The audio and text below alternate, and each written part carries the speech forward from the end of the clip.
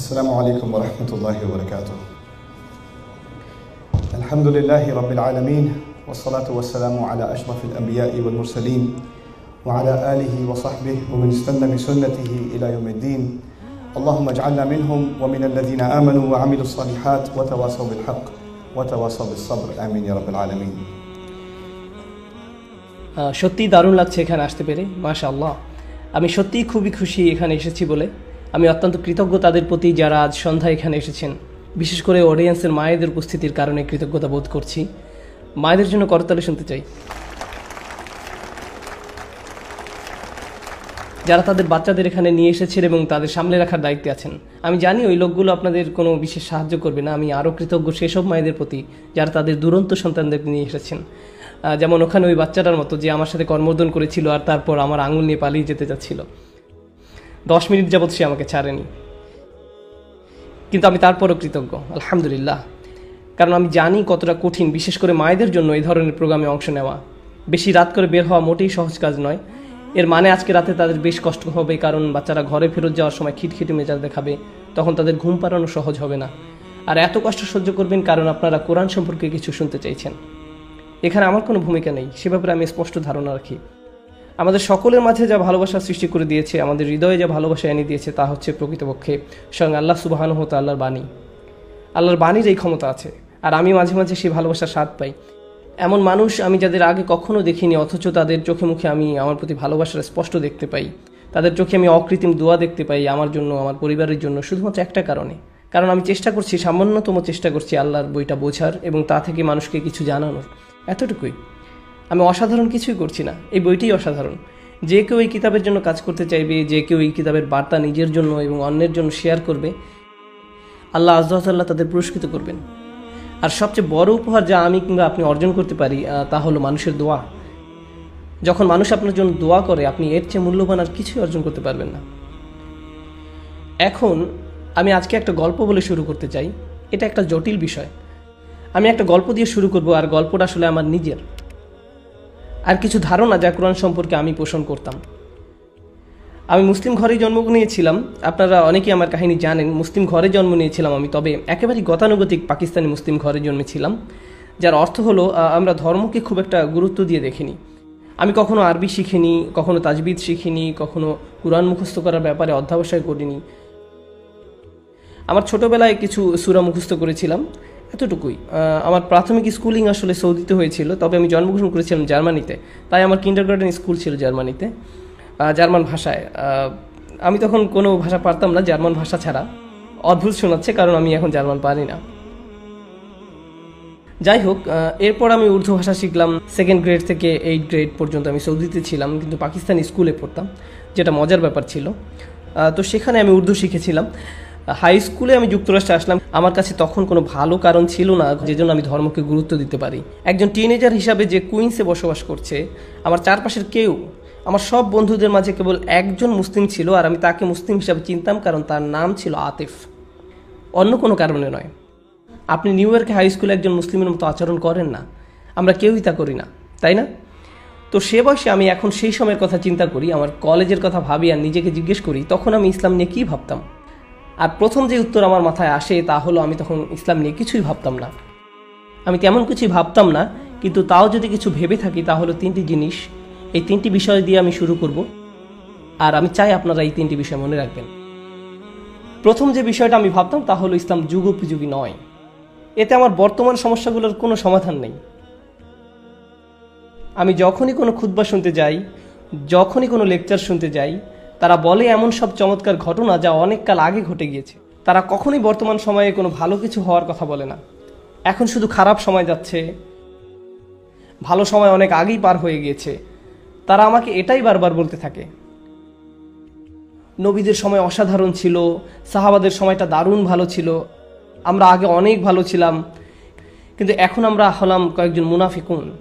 আমরা সবাই জাহান্নামের আগুনে পুড়ে মরব, আমরা সবাই পাপে লিপ্ত। তো আমি এটা মেনে নিয়েছিলাম। আমি তখন নিজেকে বলেছিলাম, আচ্ছা ঠিক আছে, ভালো সময় শেষ, এখন শুধুই খারাপ সময় যাবে, আর এই জন্য এই ধর্ম আমাকে বর্তমানে কিছুই দিতে পারবে না। যখনই মানুষ ইসলাম নিয়ে কথা বলতো, তারা আমাকে বলতো আর এটা মাথায় রাখুন, আমি তখন এমন একজন মানুষ যে দিন শিখে আগ্রহী নই। আমি জুমাতে যেতাম কারণ আমার বাবা আমাকে জোর করে নিয়ে যেতেন, আমি নিজ থেকে যেতে চাইতাম না, তিনি জোর করে নিয়ে যেতেন। আর আমি সেখানে বসে ভাবতাম কখন এটা শেষ হবে। আমার জীবনের সবচেয়ে ভালো ঘুমগুলো আমি জুমাতে বসে ঘুমিয়েছি। আর যে জিনিসটা আমাকে ঘুম থেকে তুলতো তা ছিল আকিমিস সালাত, একমাত্র কারণ যার জন্য আমি জেগে উঠতাম। কিন্তু আমি ঘুমিয়ে পড়ার আগে যতটুকু শুনতাম, সামান্য কিছু যা শুনতে পেতাম তা ছিল বর্তমানে যা কিছু ঘটছে তার বেশিরভাগই হারাম। আর আমাদের অধিকাংশ লোকই আল্লাহর অবাধ্যতা করে চলছি। আর একমাত্র উপায় আপনি এখান থেকে বাঁচতে পারেন, আপনাকে সেসব মানুষের মতো হতে হবে যারা হাজার হাজার বছর আগে পার হয়ে গিয়েছে। আপনাকে প্রাচীন যুগের মানুষের মতো হতে হবে, আপনি আধুনিক হতে পারবেন না। তো আমি আমার মাথায় এমন ধারণা গেঁথে রেখেছিলাম যে এই ধর্ম সেসব মানুষের জন্য যারা এটা ভেবে নিতে চায় যে তারা হাজার হাজার বছর আগে দুনিয়ায় বাস করছে। এই ধর্ম 2015 মানুষের জন্য নয়, কিংবা তখন ভেবেছিলাম 1997 মানুষের জন্য নয়। এটা ছিল আমার প্রথম ধারণা যে এই ধর্ম এই যুগের সাথে মানানসই নয়, এই ধর্ম সেকেলে, এই ধর্ম অচল। আর দ্বিতীয় ধারণা, তবে এই ধারণা কি একজন মুসলিমের ছিল নাকি অমুসলিমের? ইসলামের প্রতি এই ধারণা একজন মুসলিমের। আর আমি এই ক্ষেত্রে একা নই, আমি একা নই, এবং তখনও একা ছিলাম না। লক্ষ লক্ষ মানুষ এমনটা ভাবতো আর এখনো ভাবে। দ্বিতীয় ধারণা ছিল এই ধর্ম বেশ রূঢ়, এটা কঠোর, এমন সম্ভাবনাই বেশি যে আপনি খারাপ কাজ করছেন আর এর জন্য আপনি জাহান্নামে যাবেন। আসলে আপনি যে জাহান্নামে যাবেন তার সম্ভাবনা হলো 99.99999%। তবে সম্ভবত সৌভাগ্যক্রমে আপনি বেহেশতে যেতেও পারেন। অধিকাংশ সময় আমি যা শুনেছি তা ছিল আমি বেশ বিপদে আছি এবং আল্লাহ আমার উপর রেগে আছেন, এটাই আমি বেশি শুনেছি। আমি যাই করতে যাই না কেন, ইসলামের দৃষ্টিতে এতে কিছু সমস্যা আছে, কোনো ভুল আছে এতে। আর সত্যি বলতে সে সময় আমি দাড়িওয়ালা মানুষদের খুব ভয় পেতাম, কারণ আমি যেসব লোক চিনতাম যাদের দাড়ি ছিল তারা হাসতে পারত না, তারা আপনার দিকে কঠোর দৃষ্টিতে তাকায়, যা দেখে আপনি ভয় পাবেন। আপনি যত ধার্মিক হতে থাকেন ততই পৃথিবীর উপরে আপনার রাগ বাড়তে থাকে। তো আমি আসলে এই মানুষদের খুব ভয় পেতাম, খুবই ভয় লাগতো। একবার কলেজে থাকতে আমি বসে পিজা খাচ্ছি নিউ ইয়র্কের কোনো রেস্তোরাঁয়, আর দাঁড়িয়েলা একজন ঠুকলেন। আমি ভাবলাম মজা করে পিজা খাবো, আর এই লোকটা সব মজা নষ্ট করে দিল। এখন এসেই আমাকে লেকচার দিবে আমি কিভাবে জাহান্নামে যাব তা নিয়ে। এই মানুষগুলোর ব্যাপারে আমি অতিরিক্ত সাবধান ছিলাম। এটা ছিল আমার দ্বিতীয় অভিমত। প্রথমটা ছিল এই ধর্ম যুগ উপযোগী নয়, দ্বিতীয়টা ছিল এটা কঠোর। যেই মানুষগুলো এই ধর্ম মেনে চলে তারা উদার নয়, তারা হাসি খুশি নয়, তারা আপনার সমালোচনা করে, তারা বলতে থাকে আপনি কত খারাপ আর তারা আপনার চেয়ে কত ভালো। এটা আমার দ্বিতীয় মত। আর আমার তৃতীয় অভিমত ছিল, আচ্ছা ঠিক আছে, আমার হয়তো বইয়ের প্রচ্ছদ দেখে আসল বই সম্পর্কে বিচার করা উচিত হচ্ছে না, কেবল মুসলিমদের দেখে আমার ইসলাম সম্পর্কে মতামত দেওয়া উচিত না। একজন খতিব কি বলছেন, এই মানুষগুলো যা করে কিংবা যেভাবে ব্যবহার করে, আমার হয়তো তা শুনেই কোনো সিদ্ধান্তে আসা উচিত না। আমি নিজেই এই ধর্ম যাচাই করে দেখি, আমি নিজেই কোরআন পড়ে দেখি, আমি নিজেই বুঝে নেব এতে কি বলা আছে, কারণ আমি এই মুসলিমদের বিশ্বাস করি না। আমি নিজেই কোরআন পড়ব। আমি কি আরবি পারতাম? না, অবশ্যই আমি এটা অনুবাদ পড়ব। আমি অনুবাদ পড়ার সিদ্ধান্ত নিলাম, আর আমি যা বুঝলাম এতে গোলযোগ আছে। আমি দ্বিধান্বিত ছিলাম, কারণ শুরুতে কিছু আয়াত একটা বিষয় নিয়ে কথা বলছে, এরপর অন্য বিষয় নিয়ে কথা বলছে, এভাবে একবার একটা তো আরেকবার আরেকটা, একবার এটা তো আরেকবার সেটা। আমি জীবনে কখনো এমন বই পড়িনি। আমি যখন কোনো বই পড়ি আমি প্রথম অধ্যায় থেকে শুরু করি, আগে সেটা বুঝি, এরপর দ্বিতীয় অধ্যায়টা প্রথম অধ্যায়ের আলোকেই গড়ে ওঠে, তারপর 3 নম্বর অধ্যায় 2 অধ্যায়ের আলোকেই রচনা করা হয়, আর এভাবেই চলতে থাকে। কিন্তু কোরআনে সেসবের বালাই নেই, কোরআনে টাকরার আছে। এতে এক কথা বারবার বলা হয়েছে, আল্লাহ একই কথা এক জায়গায় বললে আবার সেটা অন্য কোথাও বলেছেন, এভাবে বলতেই থেকেছেন। তো আমি বুঝতে পারছিলাম না যে এই বইটা আসলে সাজানো হয়েছে কিভাবে, আমি কিছুতেই বুঝতে পারছিলাম না। তার উপর মাঝে মাঝে এমন কথা পড়তাম যেগুলোর একেবারেই কোনো মানে হয় না। আলিফ লাম মিম, এটার মানে কি? আমি কিছুই বুঝলাম না। প্রথম অভিমত কি ছিল বলুন তো? আপনারা কি বেঁচে আছেন? প্রথম অভিমত কি ছিল? এটা যুগ উপযোগী নয়। দ্বিতীয় অভিমত, এটা কঠোর। আর 3 নম্বরটা ছিল দুইটার মিশ্রণে। এটা বিভ্রান্তিকর এবং আকর্ষণীয় নয়। কোরআন নিয়ে এত বাড়াবাড়ি করার কি আছে? আমি কোরআন পড়েছি, কিন্তু এতে এত অভিভূত হওয়ার মতো কোনো কারণ দেখি না। এই বইটি কি করে আকর্ষণীয় হলো? এখন আপনার যদি এই 3টে অভিমত থাকে ইসলামের ব্যাপারে, তাহলে এই তিনটে অভিমতই প্রয়োজনের চেয়ে বেশি ইসলামের যে কোনো বিষয়ে অনীহা দেখানোর ক্ষেত্রে, প্রয়োজনের চেয়েও বেশি। আমি অনেক মানুষের দেখা পেয়েছি সারা দুনিয়া জুড়ে যাদের হুবহু এই তিনটা অভিমত রয়েছে, হুবহু এই তিনটা অভিমত রয়েছে, হুবহু এক। তারা বলে আমি ধর্মের সাথে কোনো সম্পর্ক রাখতে চাই না, কারণ এটা রূঢ়, এটা সেকেলে, আমি এই নবীদের কাহিনী জেনে কি করব, এসব কত আগের ঘটনা, এখন আমরা 2015-তে বাস করছি। এক লোক আমাকে বলেছিল যদি কোরআন এই সময় নাজিল হতো তাহলে এটা ভিন্ন হতো, এটা আমাদের সময়ের সঙ্গে সামঞ্জস্যপূর্ণ হতো। এটা যেহেতু আগের কথা বলছে তাই এটা আগের যুগের জন্য উপযুক্ত, আসাতিরুল আউয়ালিন, প্রাচীন কাহিনী। কিন্তু এখন আমাদের জীবন আমাদের মতো করে যাপন করতে হবে, আমাদের অগ্রগামী চিন্তা করতে হবে, আমাদের সেকেলে চিন্তা করলে চলবে না। তাদের ধারণা ইসলামের দৃষ্টিতে চিন্তা ভাবনা করার অর্থ হলো পশ্চাৎগামী ধ্যান ধারণা। আমি আরও সামনে যাওয়ার আগে বলে নেই, আমার আলোচনার প্রথম অর্ধেকে আমি কেবল আমাদের সমস্যাগুলো তুলে ধরব, সমস্যাগুলোর ব্যাখ্যা করব। আর এই প্রথম সমস্যাটা ছিল আমার মাথায়। আমি নিজেকে এর জন্য দোষারোপ করি, তবে এই উম্মতকেও দোষারোপ করি। আপনারা মার্কেটিং বোঝেন তাই না? আপনি যদি কিটক্যাট পছন্দ করেন, কারণ আমি নিজে কিটক্যাট খুব ভালোবাসি, কিটক্যাট মার্কেটিংয়ের ক্ষেত্রে খুবই ভালো কাজ করেছে, তাই না? এমনকি আপনি হয়তো কিটক্যাট খাননি, কিন্তু যখন আপনি অবসর সময়ের কথা ভাবছেন আপনি কিটক্যাটের কথা ভাবছেন, সাথে সাথে এটার কথা মাথায় আসে। তারা তাদের পণ্যের ভালো মার্কেটিং করেছে। ইসলাম, মুসলিমরা, এই উম্মত তাদের নিজেদের কাছে ইসলামের ভালো মার্কেটিং করতে পারেনি। যদি মুসলিমরা কিংবা মুসলিম অথবা একজন মুসলিমা নিজেই একটা নেতিবাচক অভিমত নিয়ে বসে থাকে ইসলামের ব্যাপারে, তার মানে ইসলামকে আমরা ভালোভাবে তাদের কাছে উপস্থাপন করতে পারিনি। এর মানে এটাই দাঁড়ায় যে কিছু একটার অভাব রয়েছে, কিছু একটা ক্ষেত্রে খুব ভুল হচ্ছে। এবার আসুন সমস্যাটি নিয়ে আরো গভীরভাবে ভাবি। পরবর্তী অংশে যাওয়ার আগে বলতে চাই, আমি যা কিছু বলেছি এর সব আসলে সূরা নাহলের একটি আয়াত থেকে অনুপ্রাণিত। আল্লাহ সুবহানাহু ওয়া তাআলা বলছেন, উদউ ইলা সাবিলি রাব্বিকা বিল হিকমা ওয়াল মাউইযাতিল হাসানা ওয়াজাদিলহুম বিল্লাতী হিয়া আহসান। আল্লাহ বলছেন মানুষকে ডাকো, তাদের আমন্ত্রণ জানাও তোমার রবের পথে। আমি আজকে এই আয়াতটির ব্যাখ্যা করব, আর আমার অনেক সময় লাগবে। আমি আগে আপনাদের বলে দিচ্ছি, আমি আপনাদের বলতে যাব না, মাত্র 5 মিনিট আছে, সেসব ভুলে যান। আজকে লম্বা সময় নিব, আমি আগেই জানিয়ে দিলাম। সবাই যাতে মানসিকভাবে প্রস্তুত থাকেন, কেউ যাতে না ভাবেন যে ও 9টা বেজে গেছে, বোধহয় তাড়াতাড়ি ছেড়ে দিবে।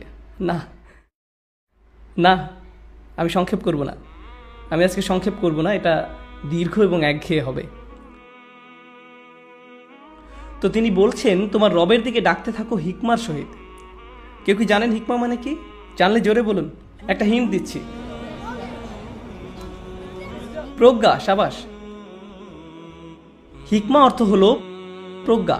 আমি আজকে যে ব্যাপারে তর্ক করতে চাই তা হলো অধিকাংশ সময় আমরা ইসলামের ব্যাপারে প্রজ্ঞা ছাড়াই কথা বলি। আর আমরা যখন প্রজ্ঞার ব্যবহার করি না, মানুষকে ইসলামের দিকে আনার পরিবর্তে আমরা কি করি?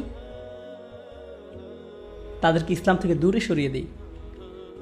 আর আপনি প্রজ্ঞার সহিত তখনই মানুষকে আল্লাহর পথে ডাকতে পারবেন যখন আপনি তাদেরকে সেই পন্থায় ডাকবেন যেভাবে আল্লাহর বইয়ে তাদেরকে ডাকা হয়েছে। কিন্তু আমার মতে আমরা সেই পন্থা অবলম্বন করি না যা আল্লাহর কিতাব দ্বারা নির্ধারিত।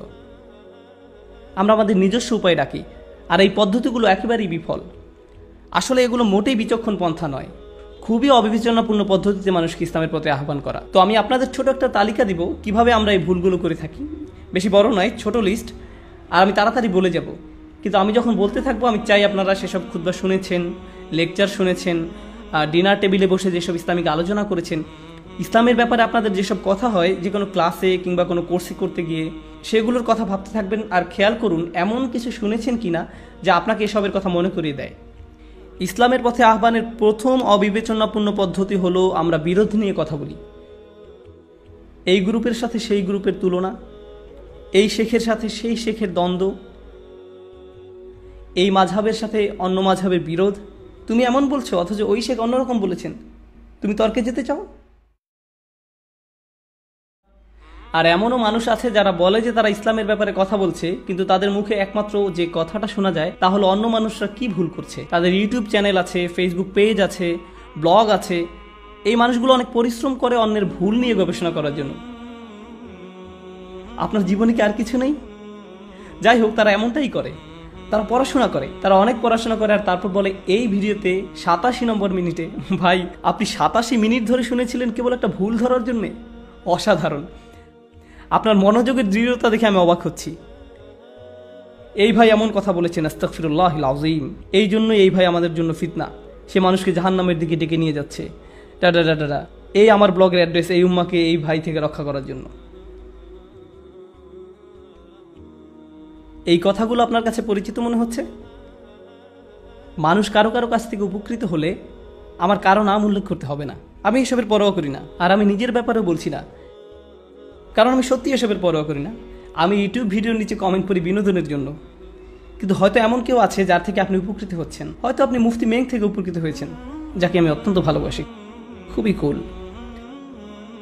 শেষবার যখন আমি এখানে এসেছিলাম, পিস কনফারেন্স চলছিল, আপনাদের মধ্যে কেউ কেউ সেখানে উপস্থিত ছিলেন। আমি মুফতি মেংকের সাথে সময় কাটাচ্ছিলাম, আর আমি তাকে বলছিলাম, তবে এটা বলার আগে আমি আপনাদের আরেকটা গল্প বলতে চাই। এটা আমার সাথে এ পর্যন্ত দুবার ঘটেছে। আমি আটলান্টা জর্জিয়াতে ছিলাম। আমি এয়ারপোর্টে গেলাম, তখন এক সেনেগালিজ মহিলা আমাকে দেখে বললেন, আরে মুফতি মেংক?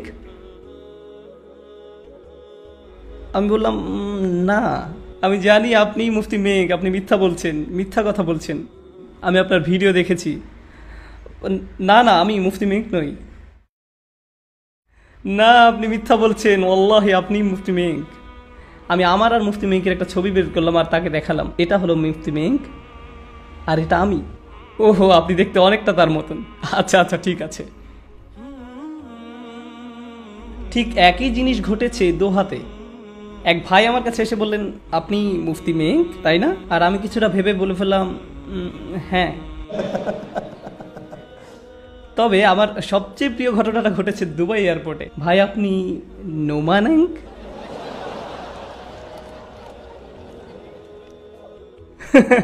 খুবই ভালো প্রশ্ন ছিল। হ্যাঁ, খুবই ভালো প্রশ্ন ছিল। তো আমি মুফতি মেংকের সঙ্গে ছিলাম, আর আমি তাকে বললাম, মুফতি জানেন আমাদের কি করা উচিত? আমি আপনার থোপ পরব আর আপনি আমার স্যুট পরবেন, এরপর আমরা লেকচার দিব। আর আমরা কাজটা করেই ফেলতাম, কিন্তু সময় ছিল না। তবে পরের বার আমি মুফতি মেংকের মতো পোশাক পরবো আর তিনি আমার মতন। তো এই আমি কথা বলছিলাম জ্ঞানের অভাব নিয়ে। যাই হোক, আসল বক্তব্যে ফিরে আসি। এই আমি কথা বলছিলাম জ্ঞানের অভাব নিয়ে। হাত তুলুন তো যারা মুফতি মেং থেকে উপকৃত হয়েছেন। ওয়াও, দেখলেন তো? এজন্যই আমরা মানুষটাকে এত ভালোবাসি। আল্লাহ তাকেও তার পরিবারকে রক্ষা করুক। অথচ কেউ একজন আপনার কাছে এসে বলল, আপনি জানেন তিনি কিছু ভুল কথা বলেছেন। কেউ কেউ বলে তিনি পথভ্রষ্ট, কেউ কেউ বলে তিনি ভালো আলেম নন। এ ধরনের কথাবার্তা শুনেছেন কখনো শুনেছেন এ ধরনের কথাবার্তা? কোথায় পান এসব লোকে বলা কথাগুলো? এটা তো রাসূল সাল্লাল্লাহু আলাইহি ওয়াসাল্লামের সুন্নাহ নয়, বরং এই যুগেরই মুসলিমদের সুন্নাহ হয়ে দাঁড়িয়েছে। যে মানুষটা অন্যদের কিছুটা উপকার করেছে, আপনার তার ব্যাপারে খুঁত ধরতেই হবে। আর আমি আপনাকে নিশ্চয়তা দিচ্ছি, আমি কিংবা অন্য যে কেউ যারা কখনো এই মাইকটা ধরে কথা বলেছে, তাদের সবার মাঝেই ভুল রয়েছে, কারণ আমরা মানুষ। আপনি যদি আমাদের ভুল ধরতে চান, আমি নিশ্চয়তা দিচ্ছি আপনি সেটা খুঁজে পাবেন। নিশ্চিতভাবে আপনি ভুল পাবেন, কারণ আমরা সাধারণ মানুষ। আর আপনি যদি খুশিতে লাফিয়ে ওঠেন, ওহো এই তো ভুল পেয়েছি, অবশ্যই ভুল তো পাবেনই, সে কেবল একটা মানুষ, এতে কোনো কাজের কাজ আপনি করেননি। কিন্তু আমরা এটাকে বলি আমর বিল মারুফ ওয়ান নাহি আনিল মুনকার। আপনার সমস্যা কি? এটা আমর বিল কোনো কিছুই না। এর মানে হলো আপনার হাতে অনেক অবসর সময় আছে, আর আপনি জানেন না সময়টাকে কিভাবে ভালো কাজে লাগাতে হয়। মানুষের ভুল নিয়ে গবেষণা না করে নিজের আম্মুকে রান্না করতে সাহায্য করুন, নিজের ঘরটা পরিষ্কার করুন। কখনো নিজের মোজার গন্ধ শুকে দেখেছেন? সেগুলো পরিষ্কার করুন। জীবনে ভালো কিছু করুন, এসব না করে। এসব করে আপনি কারো উপকার করছেন না। এটা ছিল প্রথম অবিবেচকের মতো আলোচনা, আর এতে করে মুসলিমদের কত শক্তি অপচয় হয়। কতটা শক্তি অপচয় হয় শুধু অমুকের বিরুদ্ধে তমুকের বিরুদ্ধে যুদ্ধের কারণে। কত শক্তি অপচয় হয়, অদ্ভুত। আর দ্বিতীয়ত, যে বিষাক্ত আলোচনা হয়, আমি একে জ্ঞানগর্ভ আলোচনা বলি না, এগুলো ইসলামের সম্বন্ধে বিষাক্ত আলোচনা। আর এই দ্বিতীয় ধরনের আলোচনা হয় যখন মানুষ নিজেরাই অন্যের বিচার করা শুরু করে। তারা আল্লাহর চেয়েও কঠোরভাবে আপনার বিচার করতে চায়, তারা মানুষকে কেবল বলতে থাকে তারা জাহান্নামের আগুনে পড়বে, এটা হারাম। অথচ আপনি ফুকাহাদের মতামত সম্পর্কে কিছুই জানেন না। আপনি নিজে ভাবছেন এটা হারাম, তাই সে ধারণা সারা দুনিয়ার উপর চাপিয়ে দিতে চাইছেন। কিসের ভিত্তিতে সিদ্ধান্ত দিচ্ছেন? কোথায় পেলেন এই অভিমত? আমি একটা মজার ঘটনা বলি। আমার এক বন্ধু শেখ আব্দুল নাসের, আপনাদের কেউ হয়তো তাকে চিনতে পারবেন। শেখ আব্দুল নাসের আর আমি এক ডিনারে গিয়েছিলাম। ডিনারে আরও মানুষ ছিল আমাদের সাথে। তাদের মাঝে একজনের দাড়ি ছিল খুবই ছোট, লোকটার বেশ ছোট দাড়ি ছিল। একজনের দাড়ি ছিল খুবই ছোট, লোকটার দাড়ি বেশ ছোট ছিল। এই ভাইটার পাশের জনের আবার লম্বা দাড়ি ছিল। লম্বা দাড়িওয়ালা ভাইটা ছোট দাড়িওয়ালা ভাইটির দিকে তাকিয়ে বললেন, ভাই আপনার মুখটা তো হারাম। আর সে লোকটাকে ডিনারের টেবিলে অস্বস্তিতে ফেলে দিয়েছিল।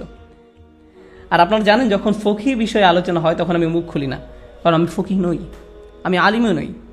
কিন্তু শেখ আব্দুল নাসের আসলে একজন ফকিহ, আর তিনি তাদের কথা শুনছিলেন। বলা ভালো তাদের দুইজনেরই বয়স 20-এর বেশি নয়। ভাই আপনার মুখে এটা হারাম, হাদিসে বলা হয়েছে আপনার দাড়ি বড় করা উচিত।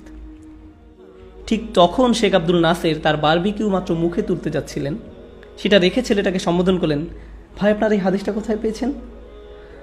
বুখারীতে আছে মনে হয়। কোন অধ্যায়ে? এই হাদিসের রাবিকে কে বর্ণনা করেছেন? কাদের কাছে বর্ণনা করেছেন? সাহাবারা হাদিসটি কিভাবে বুঝেছিলেন? তাবেঈগণ কিভাবে বুঝেছিলেন? ইমাম বুখারী নিজে হাদিসটির ব্যাপারে কি বলেছেন? ফাথুল বারীতে হাদিসটির কি ব্যাখ্যা করা হয়েছে? মালিকি মাযহাবে কি ব্যাখ্যা হয়েছে? শাফিঈ মাযহাবে কি ব্যাখ্যা হয়েছে? তখন সেই ভাই বলল, আপনি আমাকে অস্বস্তিতে ফেলছেন, দয়া করে অপমান করবেন না। শেখ বললেন, হ্যাঁ ঠিক, আমি আপনাকে অপমান করছি, কারণ আপনি ওই ভাইকে অপমান করেছিলেন। আপনি ঠিকমতো জানেন না, অথচ আপনি সব বিষয়ে হালাল কিংবা হারাম আখ্যা দিয়ে ফেলেন। আপনার কোনো যোগ্যতা নেই। আপনার গভীর আলোচনার মধ্যে দিয়ে যেতে হবে এটা বলার আগে যে মহান আল্লাহ কোনো কিছুকে নিষেধ করে দিয়েছেন। আপনার যথেষ্ট সচেতন থাকতে হবে। এটা কোনো ছোটোখাটো বিষয় নয়। তিলকা হুদুদুল্লাহ, এটা আল্লাহর নির্ধারিত পথ। আপনি সব কিছুকে এভাবে হারাম হারাম বলে ঘোষণা দিতে পারেন না। আর আপনি এটা বলে দিতে পারেন না কে জাহান্নামের আগুনে নিক্ষিপ্ত হবে, কে সঠিক পথে আছে, আর কে পথভ্রষ্ট। আমি যে আয়াত নিয়ে কথা বলেছি এর শেষ দিকে আপনারা দেখবেন, ইন্না রাব্বাকা হুয়া আ'লাম বিমান দাল্লা আন সাবিলিহি, আপনার রব তিনিই জানেন কে পথভ্রষ্ট, আপনি নন। এই সিদ্ধান্ত দেওয়ার অধিকার আপনার নেই। কিন্তু আমরা খুব তাড়াতাড়ি মানুষকে বিচার করে ফেলি। আসলে আমরা মানুষকে বিচার করায় এতটাই দক্ষ যে মসজিদে ঢোকার সাথে সাথেই আমরা তার সম্পর্কে সিদ্ধান্তে চলে আসি। আপনি তার দিকে তাকিয়ে দেখেন, ও দাড়ি ছোট, তারপর টাকনুর দিকে তাকিয়ে দেখলেন, এতেই যা বোঝার বুঝে যান। কত জলদি আপনি মানুষকে জাহান্নামে পাঠিয়ে দিলেন। এটা খুবই ভয়ানক কাজ, মানুষের অন্তরে থাকা ইসলামকে বিচার করা। কেবল আল্লাহরই এই অধিকার আছে, তাদের বিচার করা আমাদের কাজ নয়। আমাদের এমন অবস্থানে রাখা হয়নি। তবে হ্যাঁ, যদি কেউ কোনো ভুল কাজ করে থাকে আর আপনি জানেন এটা অবশ্যই একটা ভুল, আপনি এ বিষয়ে খোঁজ নিয়ে দেখেছেন, আপনি নিশ্চিতভাবে জানেন যে এটা একটা ভুল, তাহলে আপনার উচিত ভদ্রভাবে তাকে সেই কাজ থেকে সরে আসার কথা বলা। আর হয়তো আপনার নিজ থেকে তাকে শুধরানোর দরকার নেই, অন্য কেউ তাকে সংশোধন করে দিলে ভালো হবে। আপনাকে কৌশল অবলম্বন করতে হবে। মাঝে মাঝে আপনি কারো সংশোধন করতে চাইলে তাতে উপকারের চেয়ে ক্ষতি বেশি। আমি যদি আমার বাবার ভুল সংশোধন করতে চাই, এতে ভালো কিছু হবে না, এটা ভালো পন্থা নয়। আমার উচিত আমার মায়ের সাথে কথা বলা, তারপর আমার মা আমার বাবার সাথে কথা বলবেন, এতে করে আমি কোনো ঝামেলায় পড়ব না। বুঝতে পারছেন আমি কি বলছি? মাঝে মাঝে আপনাকে প্রজ্ঞা ব্যবহার করতে হবে। সবসময় সরাসরি বলতে হবে এমন কোনো কথা নেই, এতে ভালো হওয়ার চেয়ে হয়তো খারাপই বেশি হবে। তো প্রথম বিষাক্ত কথা হলো ভেদাভেদ নিয়ে কথা বলা, যার ফলে মানুষ বিভক্ত হয়ে পড়ে, বিভিন্ন ধরনের গ্রুপ নিয়ে কথা বলা। দ্বিতীয়টা হলো মানুষকে অতিমাত্রায় বিচার করা। আর তৃতীয় ধরন হলো, জানি আমি একটু ইঙ্গিত দিয়েছি, আল্লাহর কিতাব এবং রাসূল সাল্লাল্লাহু আলাইহি ওয়াসাল্লামের সুন্নাহ নিয়ে অগভীর আলোচনা, এসবের গভীরতা একেবারেই না যাওয়া। আমি আসলে কি বোঝাতে চাইছি, আপনি যদি একটা খুতবা শোনেন যেখানে 30টি আয়াত বর্ণনা করা হচ্ছে, 20টি হাদিস বলা হয়েছে, একের পর এক আয়াত হাদিসের পর হাদিস বলেই যাচ্ছে, প্রত্যেক আয়াতের পেছনে তাহলে কতটা সময় ব্যয় হলো? কয়েক সেকেন্ডের মতো, তাই না? সাথে সাথে পরবর্তী আয়াতে চলে গেলেন, এরপর অন্য আয়াত, অন্য হাদিস, আবার অন্য আয়াত। কতটা সময় বের করলেন যে কোনো একটা আয়াত সম্পর্কে গভীরভাবে চিন্তা করতে? খুবই অল্প সময়। এটা আপনার জন্য ভালো নয়, খুবই অল্প সময়। এটা আপনার জন্য ভালো নয়। কোরআনের প্রত্যেকটি আয়াত, রাসূল সাল্লাল্লাহু আলাইহি সাল্লামের প্রত্যেকটি হাদিস নিয়ে গভীরভাবে ভাবতে হবে। আপনি যখন আমাকে একসাথে অনেক কিছু দিতে চাইবেন, আমি আসলে এদের একটির প্রতিও সঠিকভাবে মনোযোগ দিতে পারবো না। আল্লাহ কোরআনে অভিযোগ করেছেন, আফালা ইয়াতাদাব্বারুনাল কুরআন আম আলা কুলুবিন আকফালুহা। তিনি বলেছেন লিয়াদাব্বারু আয়াতিহি, তিনি বলেননি লিয়াস্তাদিল্লু বিহায়াতিহি, তিনি বলেছেন লিয়াদাব্বারু আয়াতিহি, যাতে তারা গভীরভাবে তার আয়াত নিয়ে চিন্তা করতে পারে। আমি আজকে 1.5 ঘন্টা কথা বলবো আপনাদের সাথে। কয়টি আয়াত নিয়ে জানেন? কয়টি আয়াত নিয়ে? একটি মাত্র আয়াত, একটি মাত্র আয়াত। কারণ এই আয়াতটি আমাদের মনোযোগের দাবিদার। আমাদের এই আয়াত নিয়ে গভীরভাবে ভাবতে হবে। তো যেটা হয়, মানুষ অনেকগুলো আয়াত বয়ান করে থাকে কিন্তু কোনো আয়াতের গভীরতায় যায় না। আপনি যদি কোনো কিছু গভীরভাবে না বুঝে থাকেন তাহলে ভুল বোঝার সম্ভাবনা থাকে। যখন আপনার গভীর জ্ঞান থাকে না, আপনার ভুল বোঝার অনেক সম্ভাবনা থেকে যায়, কারণ স্বল্প জ্ঞান খুব সহজেই সমস্যায় ফেলতে পারে। চলুন আপনাদের অন্য কিছু বলি, যেহেতু আমি এই বিষয়ে কথা বলছি। হয়তো আপনাদের বুঝতে অসুবিধা হবে, কিন্তু এটা বেশ গুরুত্বপূর্ণ। ইসলামের সর্বোত্তম উপহার, সবচেয়ে বড় সত্য যা আমাদের কাছে আছে তা হলো আল্লাহর কিতাব। আল্লাহ সুবহানাহু ওয়া তাআলা বলছেন, কালিমাতুল্লাহি হিয়াল উলিয়া, আল্লাহর বাণী সর্বোত্তম স্থানে আছে। তো আমাদের কাছে সর্বোত্তম যে জিনিসটি আছে তা হলো কোরআন। তো যেটা হয়, কিছু মানুষ যারা পক্ষপাত দুষ্ট, তাদের মাথায় একটা ধারণা গেঁথে গিয়েছে যে নারীরা পুরুষের চেয়ে অধম। এই ধারণা তাদের মাথায় গেঁথে আছে। এখন যেহেতু তারা এটা ভেবেই নিয়েছে, তারা কিছু আয়াত আর কিছু হাদিসে দলিল খুঁজে আনবে এটা প্রমাণ করার জন্য যে কেন নারীরা পুরুষের চেয়ে অধম। কিন্তু ভাবুন, তাদের মাথায় কোনটা আগে এসেছে? আল্লাহর আয়াত নাকি তাদের ধারণা? কোনটা আগে এসেছে? এই ধারণা তাদের মাথায় আগে এসেছে, এই ধারণা তাদের মাথায় গেঁথে আছে। পরবর্তীতে তারা এসব আয়াত ব্যবহার করে তাদের ধারণাকে প্রমাণ করতে চেয়েছে। এটা সঠিক পন্থা নয়। আমরা আল্লাহর কিতাবে মনোনিবেশ করার আগে নিজ থেকে কোন ধারণা পোষণ করব না। আল্লাহর কিতাবই বলে দিবে কিভাবে ভাবতে হবে। আমরা আগেই সিদ্ধান্ত নিব না কিভাবে আল্লাহর বইকে নিয়ে চিন্তা করতে হবে। বুঝতে পারছেন? এতে পক্ষপাতিত্ব হয়। যখন আপনি আগেই কোনো বিষয়ে সিদ্ধান্ত নিয়ে ফেলেছেন আর মাঝে মাঝে এসব মাত্রা ছাড়িয়ে যায়। কিছু মানুষ বলে সকল মুসলিমকে হত্যা করতে হবে, আমি প্রমাণ করে দেখাচ্ছি। তারা আপনাকে 100টা হাদিস, 50টা আয়াত দেখাবে, আর তারা এটা খুব সহজেই করতে পারবে, খুব সহজে। আমি এমনটা হতে দেখেছি। এতে সমস্যা কি হয়? তাদের এ সমস্ত কথা হয়তো কোনো 19 বছরের তরুণ শুনছে আর ভাবছে তার কাছে এতগুলো যুক্তি দলিল রয়েছে, কতগুলো আয়াত দেখিয়েছেন, হাদিস দেখিয়েছেন, সে নিশ্চয়ই সত্যি কথা বলছে, কারণ এগুলো তো আল্লাহর বইতে লেখা আছে। না, বাদর কোথাকার, তার সিদ্ধান্ত প্রথমেই নেওয়া হয়ে গিয়েছিল, আর এ নিয়ে গবেষণা হয়েছিল পরে। বিজ্ঞানের যে কোনো বিষয় নিয়ে কোন কাজটা প্রথমে করতে হয়? সিদ্ধান্ত নাকি গবেষণা? প্রথমে গবেষণা করা হয়, তারপর সেই গবেষণার উপর ভিত্তি করে সিদ্ধান্ত গ্রহণ করা হয়। কিন্তু তারা ঠিক এর বিপরীত কাজটা করে থাকে। তো শুনে হয়তো মনে হতে পারে খুবই ইসলামিক একটা লেকচার হচ্ছে, কারণ অনেক আয়াত আর অনেক হাদিসের কথা বলা হচ্ছে। কিন্তু আসলে এই নীতি একেবারেই ইসলাম বহির্ভূত। কারণ তারা পক্ষপাতিত্ব করছে, তাদের নিজস্ব মতামতকে তারা সবচেয়ে গুরুত্ব দিচ্ছে, আর সেই ধারণার ভিত্তিতে সবকিছু উপস্থাপন করছে। সুবহানাল্লাহ। আর মুসলিমরা খুব সহজেই তাদের শিকারে পরিণত হচ্ছে। তারা ধরেই না ইসলামে বোধহয় এমনটাই বলা হয়েছে। আমরা বর্তমানে যা শুনি, দুর্ভাগ্যবশত আল্লাহর কিতাবের নামে আমরা এখন যা শুনতে পাই তা সত্যিকার অর্থে এই কিতাবের প্রতি অপমানজনক, সত্যি অপমানজনক। একেবারে বিপরীত অর্থটা মানুষের কাছে তুলে ধরা হচ্ছে। এখন আর অল্প কিছু বিষয় যা আপনাদের সাথে শেয়ার করতে চাচ্ছি, তা হলো স্বাতন্ত্র্যবাদ। আমি জানি একটি কঠিন শব্দ বলে ফেলেছি, আপনাদের বোঝার জন্য সহজ করে দিচ্ছি। এগুলো হলো ইসলাম সম্পর্কে বিচ্ছিন্ন আলোচনা। ভেবে দেখুন তো, এই ধরনের আলোচনা আপনারা কোথাও শুনেছেন আগে? সেসব আলোচনা যা মানুষের মাঝে বিভক্তি সৃষ্টি করে, এমন আলোচনা যেখানে মানুষ একে অন্যের সমালোচনা করে, এমন আলোচনা যেখানে মানুষ আগেই কিছু একটা ভেবে নিয়েছে আর পরে সেটা প্রমাণের জন্য অনেক আয়াত বলে যাচ্ছে। শুনেছেন এই ধরনের কথাবার্তা? মুসলিম সমাজের এই দুর্বলতার সুযোগ নেওয়া হচ্ছে, আর এটা বন্ধ হওয়া দরকার, বন্ধ হওয়া দরকার। তো আর একটা মাত্র বিষয় যা নিয়ে কথা বলতে চাই তা হলো স্বাতন্ত্র্যবাদ।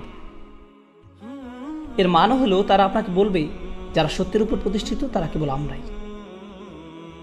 তুমি যদি সুরক্ষিত থাকতে চাও তাহলে অন্য কারো কথা শুনতে যেও না, কারণ তুমি যদি তাদের কথা শোনো তাহলে তুমি পথভ্রষ্ট হয়ে পড়বে। তুমি তো জান্নাতে যেতে চাও, তাই না? জান্নাতে যাওয়ার একমাত্র পথ হলো তোমাকে আমাদের হালাকায় লেগে থাকতে হবে। তুমি শুধু আমার কথাই শুনবে, কারণ অন্য যারা আছে তারা পথভ্রষ্ট। আর এই মানুষগুলোর কাছে প্রত্যেক সপ্তাহে পথভ্রষ্ট আলেমদের নতুন তৈরি লিস্ট পাওয়া যায়। নিজেকে যদি বাঁচাতে চাও তাহলে শুধু আমাদের কথাই শুনবে। আর জানেন যারা কেবল তাদের কথা শোনে? তারা নিজেকে অন্যদের থেকে গুটিয়ে ফেলে, তারা নিজেদের পরিবারের কাছ থেকে দূরে সরে আসে, তারা তাদের পরিবারের কথা আর শুনতে চায় না। আমার বাবা মা আমার শেখের কথা শোনেন না, তাই আমি তাদের সাথে আর সম্পর্ক রাখতে চাই না। আমি পরিবারের সাথে সংযুক্ত থাকতে চাই না, কারণ তারা সত্যের উপর প্রতিষ্ঠিত নয়। এখানে দিনের অপব্যবহার করা হয়, আর এর মাধ্যমে এই মানুষদের নিজস্ব পরিবার, নিজস্ব কমিউনিটি, নিজস্ব সমাজ থেকে দূরে সরিয়ে দেওয়া হয়। আমি যুক্তরাষ্ট্রে থাকি, আর সেখানে এমন কিছু বিচ্ছিন্ন কমিউনিটি আছে। জানেন সেখানে তারা কি শেখায়?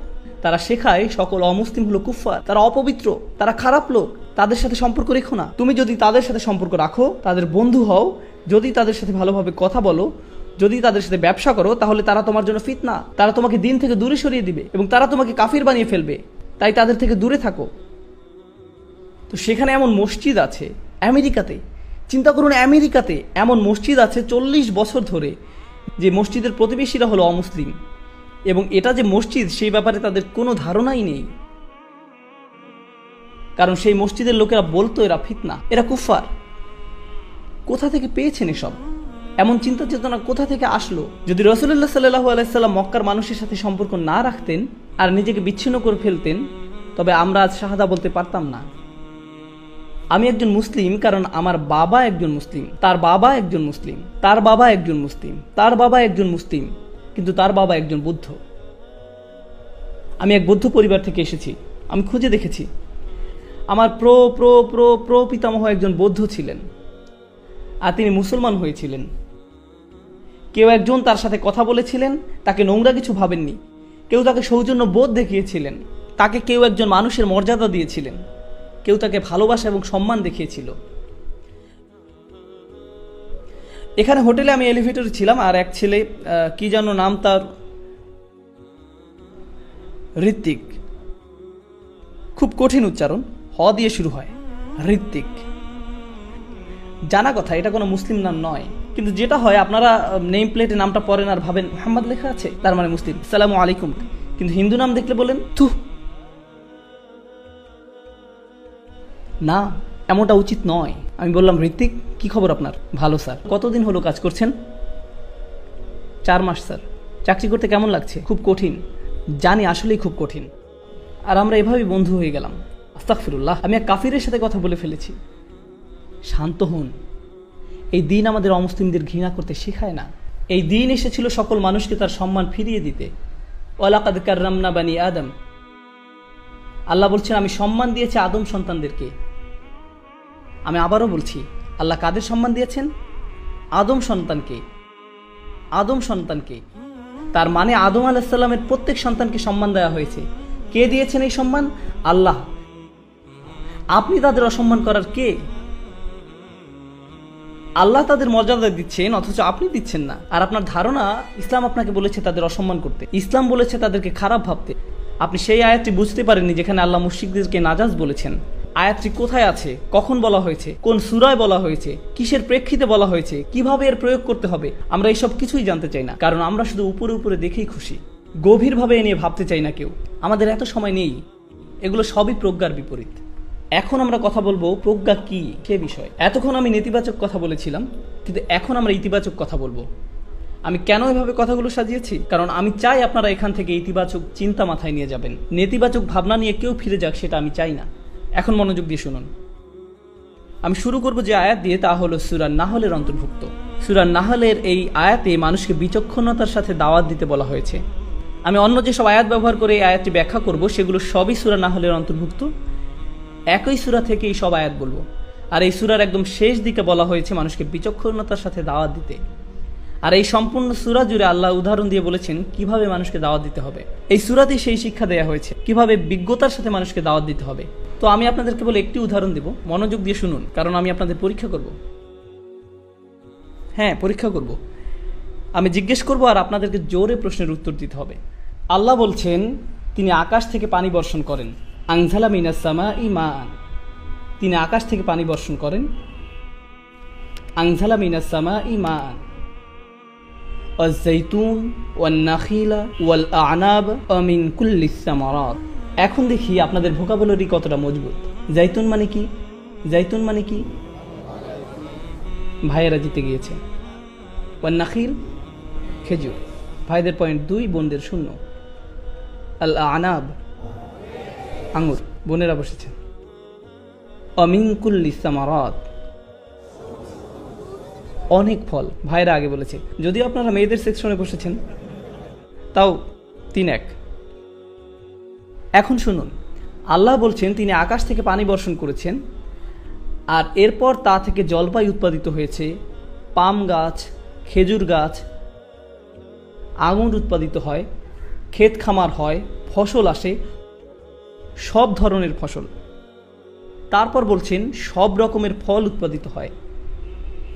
এখন মনোযোগ দিয়ে শুনুন, যদি আকাশ থেকে বৃষ্টি বর্ষিত না হতো তাহলে পৃথিবীতে কোনো জীবন থাকতো না? হ্যাঁ বা না? হ্যাঁ, এখানে কোনো জীবন থাকতো না যদি আল্লাহ আকাশ থেকে পানি বর্ষণ না করতেন। যদি আমরা লক্ষ্য করি যে জমিনে কি উৎপাদিত হয়, জমিনে কি শুধু এক ধরনের জিনিস উৎপাদিত হয় না বিভিন্ন জিনিস উৎপাদিত হয়? একই পানি কিন্তু হরেক রকমের ফল ফসল। এখন আমি এগুলোকে 2টি শ্রেণীতে বিভক্ত করব।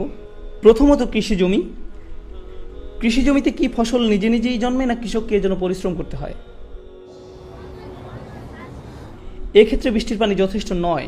বৃষ্টির পানি অবশ্যই দরকার আছে, কিন্তু শুধু এটাই যথেষ্ট নয়, কৃষককেও পরিশ্রম করতে হয়। আঙুর গাছ কোমল প্রকৃতির, এগুলো নিজে নিজে জন্মে না, কৃষককে এর জন্য কাজ করতে হয়। পাম গাছ সংবেদনশীল, আপনাকে যত্ন নিতে হয়, বাগানিকে এই গাছগুলোর যত্ন করতে হয়, শুধু বৃষ্টি যথেষ্ট নয়। বুঝেছেন? অন্য কথায়, চাষ করার ক্ষেত্রে কিছু নির্দিষ্ট ফসলে, যেমন জলপাই, সংবেদনশীল ফল, সংবেদনশীল গাছ, এসব ক্ষেত্রে যত্ন নিতে হয় এবং চাষি বা বাগানিকেও পরিশ্রম করতে হয়। কিন্তু যখন আল্লাহ বলছেন উনি সব ধরনের ফল ফলান, আপনি যদি দক্ষিণ আমেরিকার অ্যামাজন বনে যান এবং সেখানে শত শত হাজার হাজার লক্ষ লক্ষ একর বন, গাছ, ওইসব গাছে কি ফল হয়? হ্যাঁ, কিন্তু সেখানে কি কোনো বাগানি আছেন, কোনো চাষি আছেন? না, এগুলো নিজে নিজেই বেড়ে ওঠে। তাই আমি যেটা বলার চেষ্টা করছি সেটা হলো, আল্লাহ যখন আকাশ থেকে বৃষ্টি পাঠান, মাটি থেকে অনেক জিনিস নিজে নিজে বেড়ে ওঠে, কিন্তু কিছু প্রাণ বেড়ে ওঠে আমাদের যত্নের কারণেও। এটা এক ধরনের পার্টনারশিপ বলা যায়। আর কিছু জিনিস বেড়ে ওঠে শুধুমাত্র আল্লাহর রহমতের কারণে। আপনারা এতটুকু বুঝেছেন? এখন আরও একটু এগিয়ে যাই। আমি বলি কেন আপনাদেরকে এই উদাহরণটা দিলাম। মনে রাখবেন, আমরা কোরআন থেকে কি শেখার চেষ্টা করছি? প্রজ্ঞা। এই উদ্দেশ্যে এত সব উদাহরণ দিলাম।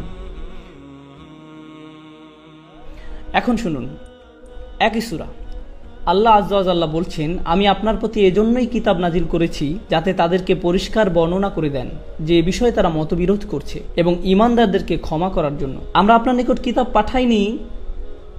থামুন, উনি আগে বলেছেন উনি কি পাঠিয়েছেন আকাশ থেকে? বৃষ্টি। এখন উনি বলছেন কি পাঠিয়েছেন? কিতাব। তাই এখন তিনি কিতাবের সাথে কিসের তুলনা করতে চাচ্ছেন? বৃষ্টির। আল্লাহ বলছেন, আমি এই কিতাবকে অবতীর্ণ করেছি যেন তারা বিভেদগুলোর মীমাংসা করতে পারে, যেন এটা তাদের জন্য পথ প্রদর্শক আর রহমত হয়ে যায়। যখন বৃষ্টির মতো আল্লাহর কিতাব নাজিল হয়, বৃষ্টির পানি মাটির ভেতরে প্রবেশ করে আর আল্লাহর আয়াত প্রবেশ করে মানুষের অন্তরে। এখন মাটি আগে শুষ্ক ছিল, ঠিক আছে, এবং বৃষ্টির কারণে কি হলো? এটাতে প্রাণের সঞ্চার হলো, এবং মানুষজনের অন্তরও আসলে মৃত ছিল, এবং আল্লাহর কিতাবে এমনই প্রভাব যে সেটি এই মৃত অন্তরকে জাগিয়ে তোলে। মুসলিম কমিউনিটির অনেক সমস্যা থাকতে পারে, মিথ্যা কথা বলা হতে পারে, চুরি করা, প্রতারণা করা হতে পারে, আল্লাহর কিতাব ভুলে গেছি আমরা, আমাদের তরুণরা নামাজ পড়ে না, তাদের অন্তর্জাল নোংরা জিনিসে আসক্ত, তারা মুভি দেখে, আমাদের রাজনৈতিক সমস্যা আছে, আমাদের সামাজিক সমস্যা আছে, আমাদের অর্থনৈতিক সমস্যা আছে, নৈতিক সমস্যা আছে। ও মাই গড! কিন্তু একটা ব্যাপার কি জানেন? আপনি একদম মরে যেতে পারেন, কিন্তু আপনার কাছে যদি আল্লাহর কিতাব থাকে যা আপনার অন্তরে প্রবেশ করেছে, কি হবে? আপনি আবার প্রাণ ফিরে পাবেন। হতাশ হবার কোনো কারণ নেই। আমি আপনাদেরকে প্রথমেই হতাশ করেছি যে আমাদের কত সমস্যা, কিন্তু আপনারা জানেন আমাদের একটা সমাধান আছে। ওই সমাধানটা কি? আল্লাহর কিতাব। এবং যখন এটা আপনার অন্তরে ঢুকবে, এমন হয়তো ছিল যে আপনি একদম মৃত ছিলেন, কিন্তু আল্লাহ আপনাকে আবার জীবিত করে ফেলবেন। উনি এমন অন্তরের কথা বলেছেন যেটা শক্ত হয়ে গেছে। ফাকাসাত কুলুবুহুম ওয়া কাসীরুম মিনহুম ফাসিকুন। তাদের অন্তর শক্ত হয়ে গেছে আর তাদের অনেকেই ফাসিক হয়ে গেছে। তার ঠিক পরের আয়াতে আল্লাহ বলছেন, ইয়ালামু আন্নাল্লাহা ইউহিল আরদা বা'দা মাউতিহা। তোমাদের জানা উচিত আল্লাহ মৃত ভূমিতেও প্রাণ ফিরিয়ে আনেন। আল্লাহ এই মৃত উম্মার মাঝেও প্রাণ সঞ্চার করবেন, আপনাকে শুধু পানি দিতে হবে। আর এই উম্মার জন্য পানি কি? তা হলো কুরআন। আর এই উম্মার মাঝে যদি প্রাণ ফেরত না আসে, এর অর্থ হচ্ছে আমরা সঠিকভাবে পানি দিচ্ছি না। এটা তাই মানে আমি আপনাদেরকে আগেই বলেছি, যখন বৃষ্টি পড়ে তখন কয় ধরনের গাছ হয় তা থেকে? 2। এক ধরনের গাছের জন্য আপনাকেও কাজ করতে হবে, মনে আছে? এবং অনেক ধরনের গুলো কেমন হয়? নিজে নিজেই। জঙ্গলের মাঝখানে একটা আপেল, জঙ্গলের মাঝখানে একটা কমলা, এরা নিজে নিজেই হয়েছে, আমাদের সেখানে কিছু করার নেই। ঠিক একইভাবে এমনকি আজকের দিনেও এমন লোক আছে যারা ইসলাম গ্রহণ করেছে, কিন্তু আপনি তাদেরকে কোনো দাওয়াত দেননি, আপনি কোনো চেষ্টা করেননি, আপনি কিছুই করেননি। আল্লাহ শুধু তাদের অন্তরে পানি দিয়েছেন এবং তারা নিজে নিজে ইসলামে এসেছে, নিজে নিজে ইসলামে এসেছে। এটা এখনকার সময়ও হয় এরকম নাকি না? ঠিক জঙ্গলের মাঝে যেভাবে ফল জন্মে সেরকম, কোনো মানুষ্য চেষ্টা ছাড়াই, শুধুমাত্র আল্লাহর ইচ্ছার দ্বারা। এমন অনেক লোক আছে যারা শুধুমাত্র ইসলাম গ্রহণ করেছে আল্লাহর ইচ্ছায়। আমি চমৎকৃত হয়ে যাই, হতভম্ব হয়ে যাই। কখনো কখনো কোনো ইমেল দেখে, কখনো কোনো আলোচনা থেকে আমি মাঝে মাঝে শকড হয়ে যাই। এখন আমার মাথা বেজে যাচ্ছে, আমি ফিরছিলাম আমার পরিবারের সাথে এক এয়ারপোর্টে, এবং সেখানে একজন ফ্লাইট অ্যাটেন্ডেন্ট ছিলেন। এটা মেরিল্যান্ডের ঘটনা। ফ্লাইট অ্যাটেন্ডেন্ট হেঁটে গেল। আপনারা জানেন ওরা কীরকম পোশাক পরে। আমি আমিরাতের ফ্লাইট অ্যাটেন্ডেন্টের কথা বলছি না, আমি বলছি স্পিরিট এয়ারলাইনের মতো আমেরিকান ফ্লাইটের অ্যাটেন্ডেন্টের কথা। সে হেঁটে যাচ্ছিল আর আমাকে বলল, আমি তোমার ভিডিওগুলো দেখেছি, দোয়া করো যেন আমি দ্রুত একজন মুসলিম হয়ে যেতে পারি। আমি ভাবলাম, ওয়াও, এটা কিভাবে ঘটলো? আমি তো তাকে দাওয়াত দেইনি, আমি তো তাকে চিনিও না, আমি তার দিকে কোনো পদক্ষেপ নেইনি। আমি শুধুমাত্র কোরআন নিয়ে পড়াশোনা করেছি আর ইউটিউবে একটি ভিডিও পোস্ট করেছি। বাকি সব কিছু কে করলো তার জন্য? আল্লাহ পাক করেছেন। তিনি মানুষের হৃদয়ে বৃষ্টি ঝরাতে পারেন, আমি কিছুই করিনি। এটা ওই মহিলার প্রতি আল্লাহ পাকের উপহার। আল্লাহ পাক আমাকেও যেন পুরস্কৃত করেন, যদিও আমি কিছুই করিনি। আল্লাহ পাক তাকে ইসলামের পথে নিয়ে আসুক। এরকম শত শত হাজার হাজার মানুষ আছে। এক খ্রিস্টান মহিলা গত সপ্তাহে আমাকে ইমেল করলো, চার্লি হেবডো ঘটনার কথা শুনেছেন? উনি টেক্সাসের বাসিন্দা। চার্লি হেবডো যখন হলো তখন উনি জাপানের টোকিওতে। উনি বলছিল যে কে এই নবী যাকে নিয়ে তারা এত মশকরা করছে। আমি বেশ উৎসুক হলাম। আমি ইউটিউবে ভিডিও খোঁজা শুরু করলাম আর আপনার ভিডিওগুলো পেলাম, দেখতে শুরু করলাম। আমি এত ভিডিও দেখেছি আপনার যে আমার ফোনের নেট প্যাকেজ শেষ হয়ে যায়। ট্রেনে বসে বসে দেখি। আর ইমেলটা শুরু হলো এভাবে যে আমি একজন খ্রিস্টান মহিলা, এবং ইমেলের শেষে সে লিখেছে, আপনাকে ধন্যবাদ আল্লাহ এবং তার রসুলের সাথে আমাকে পরিচয় করিয়ে দেবার জন্য। সুবহানাল্লাহ। মাঝে মাঝে আল্লাহ পাক কিছু দরজা খুলে দিবেন আর আপনি বুঝতেই পারবেন না যে কিভাবে হলো, হয়ে যাবে। এই অংশটা বোঝা একটু কঠিন, তাই আমি সবার মনোযোগ চাই। এটা একটু কঠিন অংশ এই বক্তব্যের মধ্যে। নৃতত্ত্ববিদরা বলে যে মানব জাতিকে বেঁচে থাকতে হলে তাদেরকে চাষাবাদ শিখতে হয়েছিল। বন থেকে খাবার জোগাড় করে মানুষ টিকে থাকতে পারত না। তাদের অবশ্যই কোনো না কোনো উপায় খুঁজে বের করতে হয়েছে প্রচুর খাবার উৎপাদনের জন্য। আর সবচেয়ে ভালো উপায় হলো কৃষিকাজ। মানুষেরা সভ্য হলো, আর কৃষিকাজ যখন আসলো নগরায়ন আসলো, আর শহর যখন আসলো সভ্যতা আসলো। কিন্তু শুরু হয়েছিল কি দিয়ে? কৃষিকাজ। কৃষিকাজে আপনার একটা ফার্ম থাকে, আপনাকে পানিকে পথ দেখাতে হয়। পানি এমনি এমনি চলে আসে না, একটি ছোট খাল তৈরি করতে হয় খুঁড়ে, আর একটা উপায় বের করতে হয় পানি পৌঁছে দিতে। শুধু বৃষ্টির উপর নির্ভর করলে হয় না, আপনাকে পানি জমা করতে হয়, এরপর পৌঁছাতে হয়। একটি উম্মাহ হিসাবে আমরা একটি সভ্যতা নই কিনা? হ্যাঁ, আমরা যদি টিকে থাকতে হয়, শুধু বৃষ্টি যথেষ্ট নয়। বৃষ্টি আল্লাহ পাকের থেকে, কিন্তু আমাদেরকে পদক্ষেপ নিতে হবে তা জমা করার এবং সঠিক জায়গায় পৌঁছে দেবার জন্য। আর মানুষকে দেবার আগে আমি বলবো এটা আমাদের নিজেদেরকে দিতে হবে। 19 বছর বয়সে আমি যখন প্রথম কোরআন ভালোভাবে পড়তে আর বুঝতে শুরু করলাম, আমার মনে হয়েছিল গত 19 বছর ধরে আমার সঙ্গে প্রতারণা করা হয়েছে। আমি তো সারা জীবন মুসলিম ছিলাম, কোরআনের ব্যাপারে আমি আগে কেন জানলাম না? আমার স্কুলে কেন শেখায়নি? আমার বাবা মা কেন শেখায়নি? আর তারা নিজেরাও কেন জানতো না? তারা কেন সেই শিক্ষা পায়নি? আমার প্রতিবেশীরা কেন জানে না? পৃথিবীর জনসংখ্যার 5 ভাগের 1 ভাগ আমরা। প্রচুর অমুসলিম আমাদের থেকে বেশি জানে কোরআন সম্পর্কে। এটা কিভাবে সম্ভব? কিভাবে সম্ভব? একজন মুসলিম হিসাবে আমি কেন একই ধারণা করে বসে থাকবো যা কিনা অমুসলিমরা করছে? অমুসলিমরা বলে ইসলাম কঠোর, তারা বলে যে এটির কোনোই গুরুত্ব নেই, তারা মোটেও প্রভাবিত নয় এটি দ্বারা। আমি কেন সেই একই ভাবনা পোষণ করব? কিছু পরিবর্তন করতেই হবে। আমাদের এখন লালন পালন করতে হবে, এই বাণী আমাদেরকে ছড়িয়ে দিতে হবে। তো আমরা বাকি কথাতে বলবো কিভাবে তা করতে হবে, কিভাবে এই বাণী আমরা ছড়িয়ে দিতে পারবো আমাদের নিজেদের জন্য, আমাদের ছেলে মেয়েদের জন্য এবং তাদের ছেলে মেয়েদের জন্য, সাথে পুরো মানব জাতির জন্য। আল্লাহ পাক বলেন আমন্ত্রণ করো। এখন আমরা আয়াত শুরু করছি। কি করতে বলেছেন? দাওয়াত দিতে। আচ্ছা, এখন বলেন, আপনি কি কাউকে দাওয়াত দিতে পারেন যার প্রতি আপনার প্রচন্ড রাগ? আপনি কি রেগে রেগে বলেন, এই আজকে আমার বাসা তোমার দাওয়াত? আপনি এটা করেন না। আপনি যখন কাউকে দাওয়াত দেন, এটি বন্ধুত্বের লক্ষণ। বন্ধু সুলভ না হয়ে আপনি কাউকে দাওয়াত দিতে পারেন না। শুধু এই শব্দ দাওয়া, আমন্ত্রণ, আপনি যদি মানুষের সাথে বন্ধু সুলভ না হন, আপনার দাওয়াত দেওয়া উচিত না। আপনার ব্যক্তিত্ব যদি রাগী হয়, তাহলে গিয়ে কোরআন মুখস্থ বা অন্য কিছু করুন, কিন্তু অন্য কাউকে দাওয়াত দিতে দিন। আপনি যদি মানুষকে নিয়ে হতাশ হয়ে যান, তাহলে দাওয়া আপনার জন্য নয়। কারণ দাওয়া মানে কি? কাউকে নিমন্ত্রণ করা। আর কাউকে কোথাও আমন্ত্রণ জানাতে হলে কি হতে হয়? বন্ধু সুলভ। যদি কেউ রাগান্বিত স্বরে খুতবা দেয় আর আপনি তাকে জিজ্ঞেস করলেন সে এত রেগে যাচ্ছে কেন, সে যদি বলে, ভাই আমি দাওয়াত দিচ্ছি, ভাই আমি দাওয়াত দিচ্ছি, এভাবে দাওয়াত দিতে হয় না। আপনি কাউকে ভয় দেখালেন, এরপর নিমন্ত্রণ করলেন, এটাও কোনো আমন্ত্রণ নয়, বরং বলা হয় যে পালাও এখান থেকে। আল্লাহ বলেননি উদউ ইলাল ইসলাম, তিনি বলেছেন উদউ ইলা সাবিলি রাব্বিক। সাবিল মানে কি? পথ।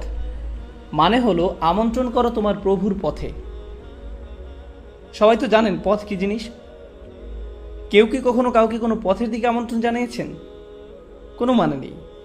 আমরা তো কাউকে কোনো পথে আহ্বান জানাই না, কোনো গন্তব্যস্থলে তাদের আমন্ত্রণ জানাই। পথে তো জানাই না, জানাই গন্তব্যে। অথচ আল্লাহ পাক আমাদের বলছেন আমন্ত্রণ করতে একটি পথের দিকে। কত যে জ্ঞান আছে এই কথাটির পিছনে, আমি আশা করি আপনাদের ঠিকভাবে বুঝিয়ে বলতে পারবো, যাতে করে আপনারা মনে রাখবেন। কারণ এটি ইসলামের একটি বড় সত্য, যা কিনা লুকায়িত, মানুষ জানে না। মানুষ জানে না। যারা কোরআন নিয়ে পড়াশোনা করে, কোনো কোনো বোন বলে আমি কত শব্দ জানি না, কত সূরা মুখস্থ করা বাকি, তাজবিদ ঠিক মতো জানি না, এটা জানি না, ওটা জানি না, এতটুকু জানলে এরপর সব ঠিক হবে, কিন্তু আমি এখন কিছুই জানি না। মানুষ সবসময় চিন্তিত সংখ্যা নিয়ে, কত বেশি আর কত, আর কত কম, কত বেশি, কত বেশি আর কত কম। তারা শেষ করে ফেলতে চায় আর মনে করে এখনো তার কিছুই করতে পারেনি। আল্লাহ পাক যদি মানুষকে আমন্ত্রণ করেন একটি পথের দিকে, সবাই কি একই গতিতে আগাচ্ছে? না, কেউ খুব দ্রুত আগাচ্ছে, কেউ খুবই ধীরে, কেউ এতই ধীরে আপনি তাদের কোনোই অগ্রগতি দেখতে পাবেন না। এতই ধীরে, স্পিডোমিটারে এটি ধরাই পড়বে না, এতই ধীরে, কিন্তু তারাও ঠিকই আগাচ্ছে। সমস্যাটি হলো আমরা চাই সবাই একই গতিতে আগাক। তুমি তার মতো হও, আপনি ওনার মতো হন। বাবা মারাও ঠিক একই কাজ করেন। একজন যখন আরেকজনের চেয়ে একটু ভালো করে, তুমি কেন তোমার বোনের মতো হলে না? তারা একই নয়, এক একজন তার নিজের পথে। আপনি আল্লাহকে বলছেন পথ মিলিয়ে দিতে, আপনি মানুষকে পথ একত্র করার দিকে ডাকছেন, গন্তব্যের দিকে নয়। আল্লাহ পাক আমাদের শুধু পথে আসতে বলছেন, পথের এই যাত্রা উপভোগ করতে বলেছেন। অনেক মানুষ আমার কাছে এসে বলে আমি কিভাবে আরবি দ্রুত শিখতে পারি, কিভাবে আমি পুরো কোরআন একেবারে শেষ করে ফেলতে পারি।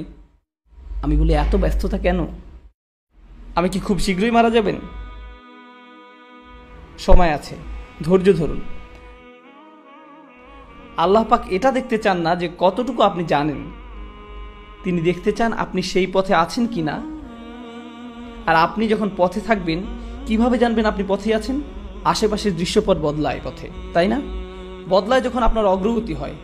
আল্লাহ পাক শুধু এটাই চান যে আপনি আগাচ্ছেন কিনা।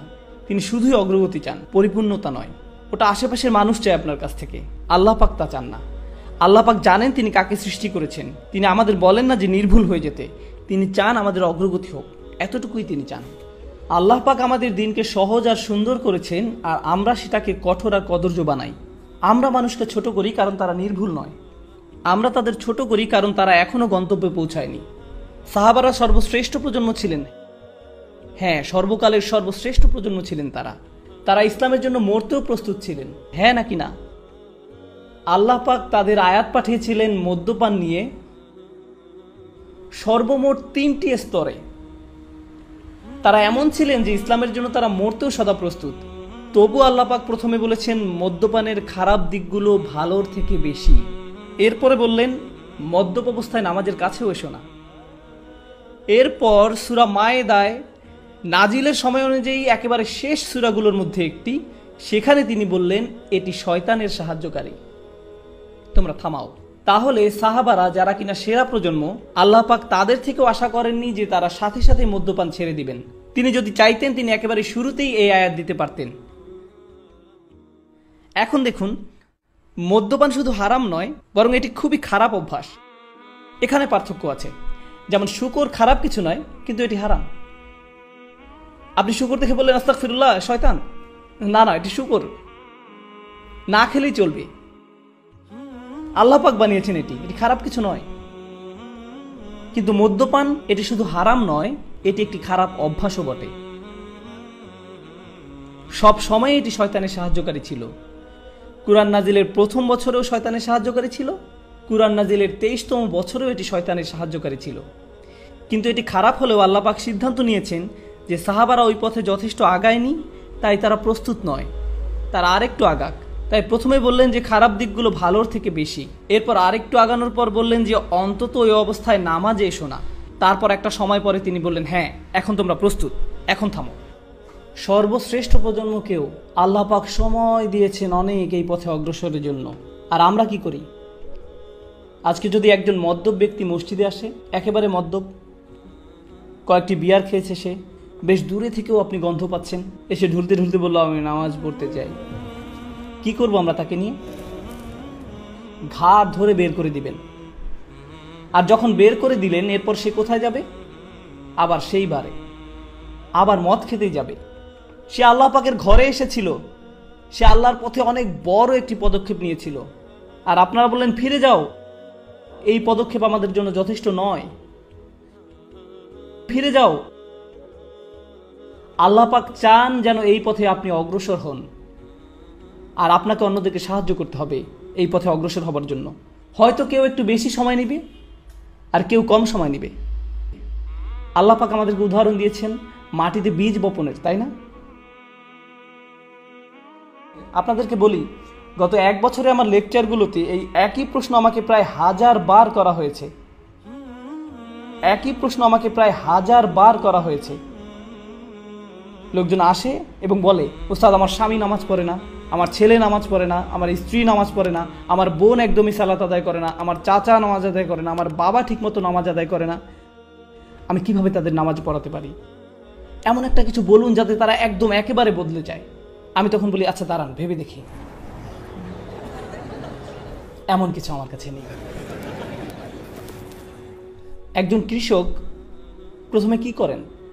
বীজ মাটিতে বপন করেন, এরপর পানি দেন, এরপর ঘুমাতে যান, উঠে দেখেন পরিষ্কার আছে কিনা, এরপর আবার পানি দেন, এরপর ঘুমাতে যান, আবার পরের দিন আবার দেখেন, পোকামাকড় থাকলে সরান, আল্লাহ পাকের কাছে দোয়া করেন। এত কিছু তিনি কেন করেন? কোনো অগ্রগতি কি তিনি দেখতে পান? না, যা হচ্ছে সব মাটির নিচে, সে নিজে কিছুই দেখতে পায় না। সে কি বলে যে এখনই ফসল ফলাতে হবে? বীজটা মাটি থেকে টেনে বের করে এরপর আবারও টানাটানি করে দেখি কিছু হয় কিনা। আল্লাহ পাক কোরআন নাজিলকে আকাশ থেকে পানি নেমে আসার সাথে তুলনা করেছেন। আর পানি যখন আসে, পৃথিবীতে জীবন কি সাথে সাথে শুরু হয় নাকি সময় লাগে? সময় লাগে। অনেকে তাদের জীবন খুবই দ্রুত পরিবর্তন করতে পেরেছেন, আবার অনেকের সময় লেগেছে। সময় লাগে। হযরত আবু বকর রাদিয়াল্লাহু তাআলা আনহু সাথে সাথেই নিজেকে পরিবর্তন করতে পেরেছিলেন, কিন্তু অনেক সাহাবার সময় লেগেছে। ওমর বিন খাত্তাব প্রায় 5 বছর লেগেছে। আবু সুফিয়ান রাদিয়াল্লাহু তাআলা আনহু আরো বেশি। এক রাতেই সবকিছু হয়ে যায় না। মানুষ শুধু আবু বকর সিদ্দিক রাদিয়াল্লাহু তাআলা আনহু এর উদাহরণ দেয়, কিন্তু জানতে হবে যে আবু বকর সিদ্দিক রাদিয়াল্লাহু তাআলা আনহু অনেক বড় এক উদাহরণ, এমনকি সাহাবাদের মাঝেও অনেক বড় উদাহরণ। তাহলে আপনার কি হবে? মানুষ একেবারে সর্ববৃহৎ উদাহরণ আনে আর আপনার হতাশা জাগে। অথচ আরো হাজার হাজার সাহাবা রাদিয়াল্লাহু তাআলা আনহু রয়েছেন যারা আবু বকর সিদ্দিক রাদিয়াল্লাহু তাআলা আনহুর মতো একইভাবে একই পথে অগ্রসর হননি। তারা তাদের সময় নিয়েছেন। আল্লাহ পাক কিন্তু তাদের উপরও খুশি, তাদের উপরেও খুশি। মানুষকে ডাকুন প্রজ্ঞার সাথে, তাদেরকে শুনতে দিন, তাদেরকে বড় হবার সময় দিন, তাদেরকে শুনতে দিন। আমি ইংল্যান্ডে লেকচার দিচ্ছিলাম, শেষ হবার পর এক মহিলা এসে বলল, দয়া করে কাউকে কিছু বলবেন না, আমি একজন শিয়া। আমি আপনার লেকচার শুনছি 1 বছর ধরে, বেশ উপকৃত হয়েছি, কাউকে কিছু বলবেন না। কেন জানেন? কারণ ওটা ছিল বার্মিংহাম। আরেক লোক এসে বলল, ভাই আসসালামু আলাইকুম, ইনি আমার স্ত্রী, আমার সাথে আরও প্রায় 50 জন বন্ধুবান্ধব আছে এখানে, আমরা সবাই বাহাই ধর্মের, আমরা আপনার লেকচারগুলো শুনছি, দয়া করে কাউকে কিছু বলবেন না। আমি বললাম, রিল্যাক্স, স্বাগতম, শান্ত হয়ে বসুন। আমার তো এখানে কোনো দরকার নেই যে শিয়া বা বাহাই যিনি তার সাথে বিতর্কে জড়ানোর।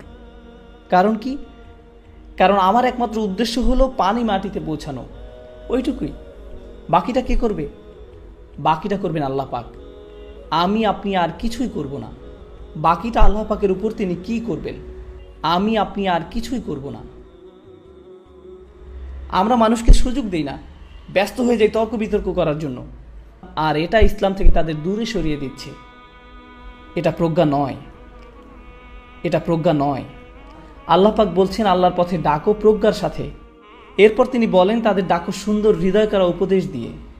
এমন উপদেশ দাও যা কিনা মানুষের মনকে স্পর্শ করে, মানুষের মন পর্যন্ত পৌঁছাবে। এ কথার মানে কি? অনেক কিছু হতে পারে, কিন্তু আমি সংক্ষেপে বলছি, একেবারেই সহজে।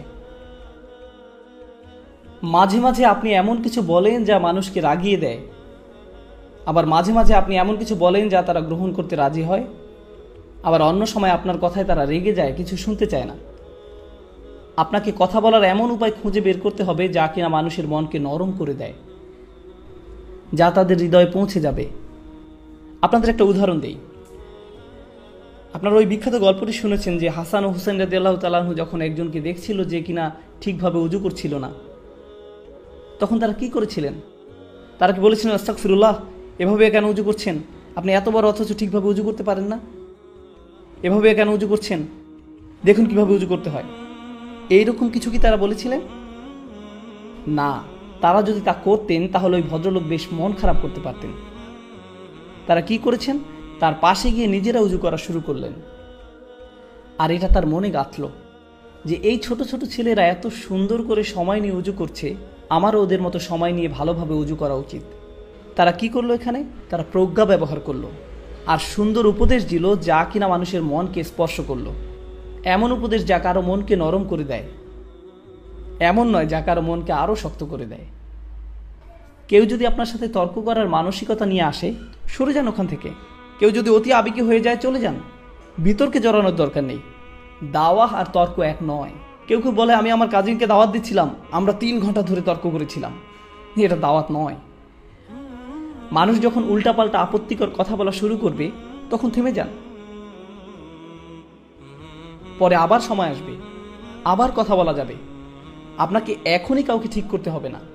কেউ কেউ হতাশ হয়ে বলে, আমি আমার অংশটুকু করেছি, বাকিটা এখন আল্লাহ পাকের হাতে। একজন এসে বললেন, আমার ভাই নামাজ পড়ে না, তো আমি বলেছি সে যদি নামাজ না পড়ে সে জাহান্নামের আগুনে পড়বে। আর আমি তাকে এই আয়াতগুলো শুনিয়েছি এই ব্যাপারে, এরপরও সে শোনেনি। এখন আমি আল্লাহ পাককে বলতে পারবো যে আমি আমার কাজ করেছি। আমি মনে মনে বলি, জেলে যেতে না হলে তুমি এখনই একটা চর খেতে। মানে কি? তুমি তোমার কাজ করে ফেলেছো, মাদর। আমরা নবী আলাইহিস সালামদের উদাহরণ অনুসরণ করি। তারা কি আয়াতগুলো একবার পরে বলেছিল যে আমি আমার কাজ করে ফেলেছি, ইয়া আল্লাহ তাদের ব্যবস্থা করুন, বন্যা শুরু হোক? এইভাবে কিছুই হয় না, এইভাবে কিছুই হয় না। আপনি কাউকে উপদেশ দিবেন, এরপর আবার দিবেন, আবার দিবেন, আবার যাবেন, আবারও যাবেন, আবার বলবেন, যতক্ষণ না পর্যন্ত আপনি মারা যাচ্ছেন। কেউ কেউ এসে বলে, এমনকি নূহ আলাইহিস সালামও ঠিকই এক সময় হাল ছেড়ে দিয়েছিলেন। আমি তখন বলি, আচ্ছা আপনিও 950 বছর ধরে দাওয়াত দিন, এরপর হাল ছেড়ে দিন। আর একটু বয়স হোক, এরপরে নূহ আলাইহিস সালামের উদাহরণ আনবেন। আমরা প্রজ্ঞা ব্যবহার করি না। সুন্দর উপদেশ যা মন স্পর্শ করবে তা দেই না। আপনাদের বলি, হয়তো এ কথা বলার জন্য আমাকে ঝামেলায় পড়তে হবে, পরও করি না। যখন এখানে এসেছি একটা ব্যাপার আমি খুবই কষ্ট পেয়েছি। এখানে যারা ট্যাক্সি ড্রাইভার, যারা দোকানে বা হোটেলের কর্মচারী, যারা রাস্তা পরিষ্কার করছে, আমরা তাদের পাশ দিয়ে যাই, অথচ তাদের সালাম দিই না, একদমই সালাম দিই না। রাসূলুল্লাহ সাল্লাল্লাহু আলাইহি সাল্লাম বলেছেন, আল কাসিবু হাবিবুল্লাহ, আল কাসিবু হাবিবুল্লাহ, আল্লাহ তাকে ভালোবাসেন যে কিনা কষ্ট করে তার টাকা উপার্জন করে। তো ওই পাঠান লোকটি যে কিনা সারাদিন নান বানাচ্ছে, তার পরনের কাপড় যা সাদা ছিল এখন বাদামি হয়ে গেছে, সে আপনার পাশ দিয়ে গেল আর আপনি মুখ বাঁকিয়ে বললেন, এরা এখানে কি করছে? না না না না না, আল কাসিব হাবিবুল্লাহ, তারা অন্তত আপনার সালাম পাওয়ার তো যোগ্য, তারা অন্তত আপনার সালাম পাওয়ার তো যোগ্য। আর আমরা এই একই ধারণা নিয়ে আছি যে কেউ কেউ অন্য কারো থেকে উপরে। আমাদের ধর্মে এমন কিছুই নেই, সকল মানুষ সমান, সবাই। আর বিশেষ করে মুসলিমরা, সকল মুসলিম একে অপরের ভাই ভাই, সকল মানুষ সমান, সবাই। হোটেলে আসার পর একজন এসে বলল, স্যার আপনার সাথে কি একটি ছবি তুলতে পারি? আমি বললাম যে স্যার কেন বলছেন, আমি তো আপনার ভাই। Okay sir. স্যার ভাই, আমি কি আপনার সাথে একটি ছবি তুলতে পারি? তাদের মনের ভিতরে এই ধারণা ঢুকিয়ে দেওয়া হয়েছে কেউ কেউ কারো থেকে উপরে। এটা ঠিক নয়। সবাই সম্মানিত এই দিনে। আমরা যখন নামাজে দাঁড়াই তখন এক কাতারে দাঁড়াই নাকি? দাঁড়ানোর আগে কি কারো পাসপোর্ট চেক করা হয়? এরপর বেছে বেছে প্রথম কাতারে পাঠানো হয়। জিজ্ঞেস করা হয় যে আপনি কত টাকা আয় করেন, যান আপনি চতুর্থ কাতারে যান। আপনি তো তা করেন না। নামাজও আমাদেরকে এটাই শিখাচ্ছে যে প্রত্যেক মানুষ সমানভাবে সম্মানিত। আর এটা শুধু এই সমাজের সমস্যা নয়, এটা শুধুমাত্র উপসাগরীয় দেশের সমস্যা নয়। একই কাণ্ড ঘটছে পাকিস্তানে, মিশরে, বাংলাদেশে, ভারতে। আমি নিজের চোখে দেখেছি, এক ধনী পরিবার রেস্টুরেন্টে আসলো, তাদের 12 বছর বয়সী ছেলেটা জানালার বাইরে উকি দিল। তো তখন এক বৃদ্ধ লোক এসে বলল, স্যার চা লাগবে? প্রায় 60 বছর হবে বয়স। আর ছেলেটা বলল, যা নিয়ে আয়, যেন সে 5 বছরে কারোর সাথে কথা বলছে।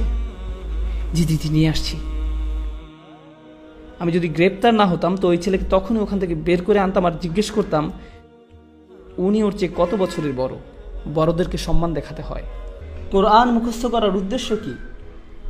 আল্লাহ পাকের কালাম শিখা হলো, অথচ এই সকল কর্মচারীদের সম্মান দেখানো আমরা শিখলাম না। এইসব ট্যাক্সি ড্রাইভারদের সম্মান দেখানো আমরা শিখলাম না। তাহলে এই শিখার লাভ কি?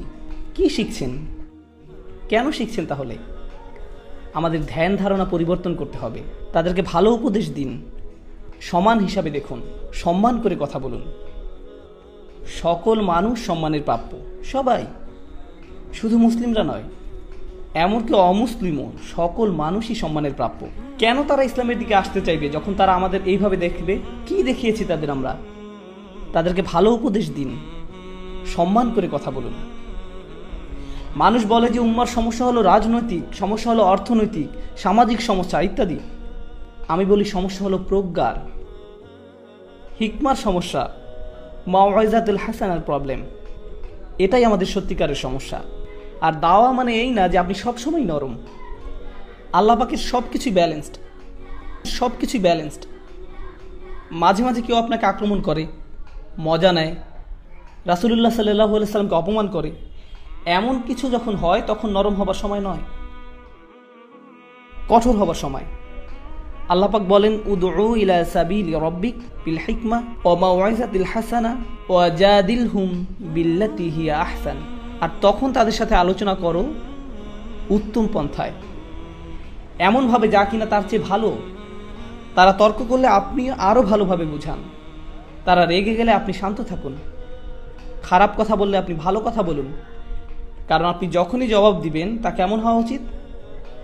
যা বলা হচ্ছে তার চেয়ে আরও ভালো কিছু হওয়া উচিত। যখন তারা আমাদের রাসূল সাল্লাল্লাহু আলাইহি সাল্লামকে অপমান করে তখন কি হয়? আমরা কিভাবে জবাব দিই? ইউটিউবে আপনারা মুসলমানদের কমেন্ট দেখবেন এরকম, হে কাফেররা, আমরা তোমাদের ঘৃণা করি, আমরা তোমাদের হত্যা করতে যাচ্ছি, আল্লাহর জন্য গালাগালি। কি সমস্যা আমাদের? ইউটিউবে বাজে মন্তব্য করা বন্ধ করুন।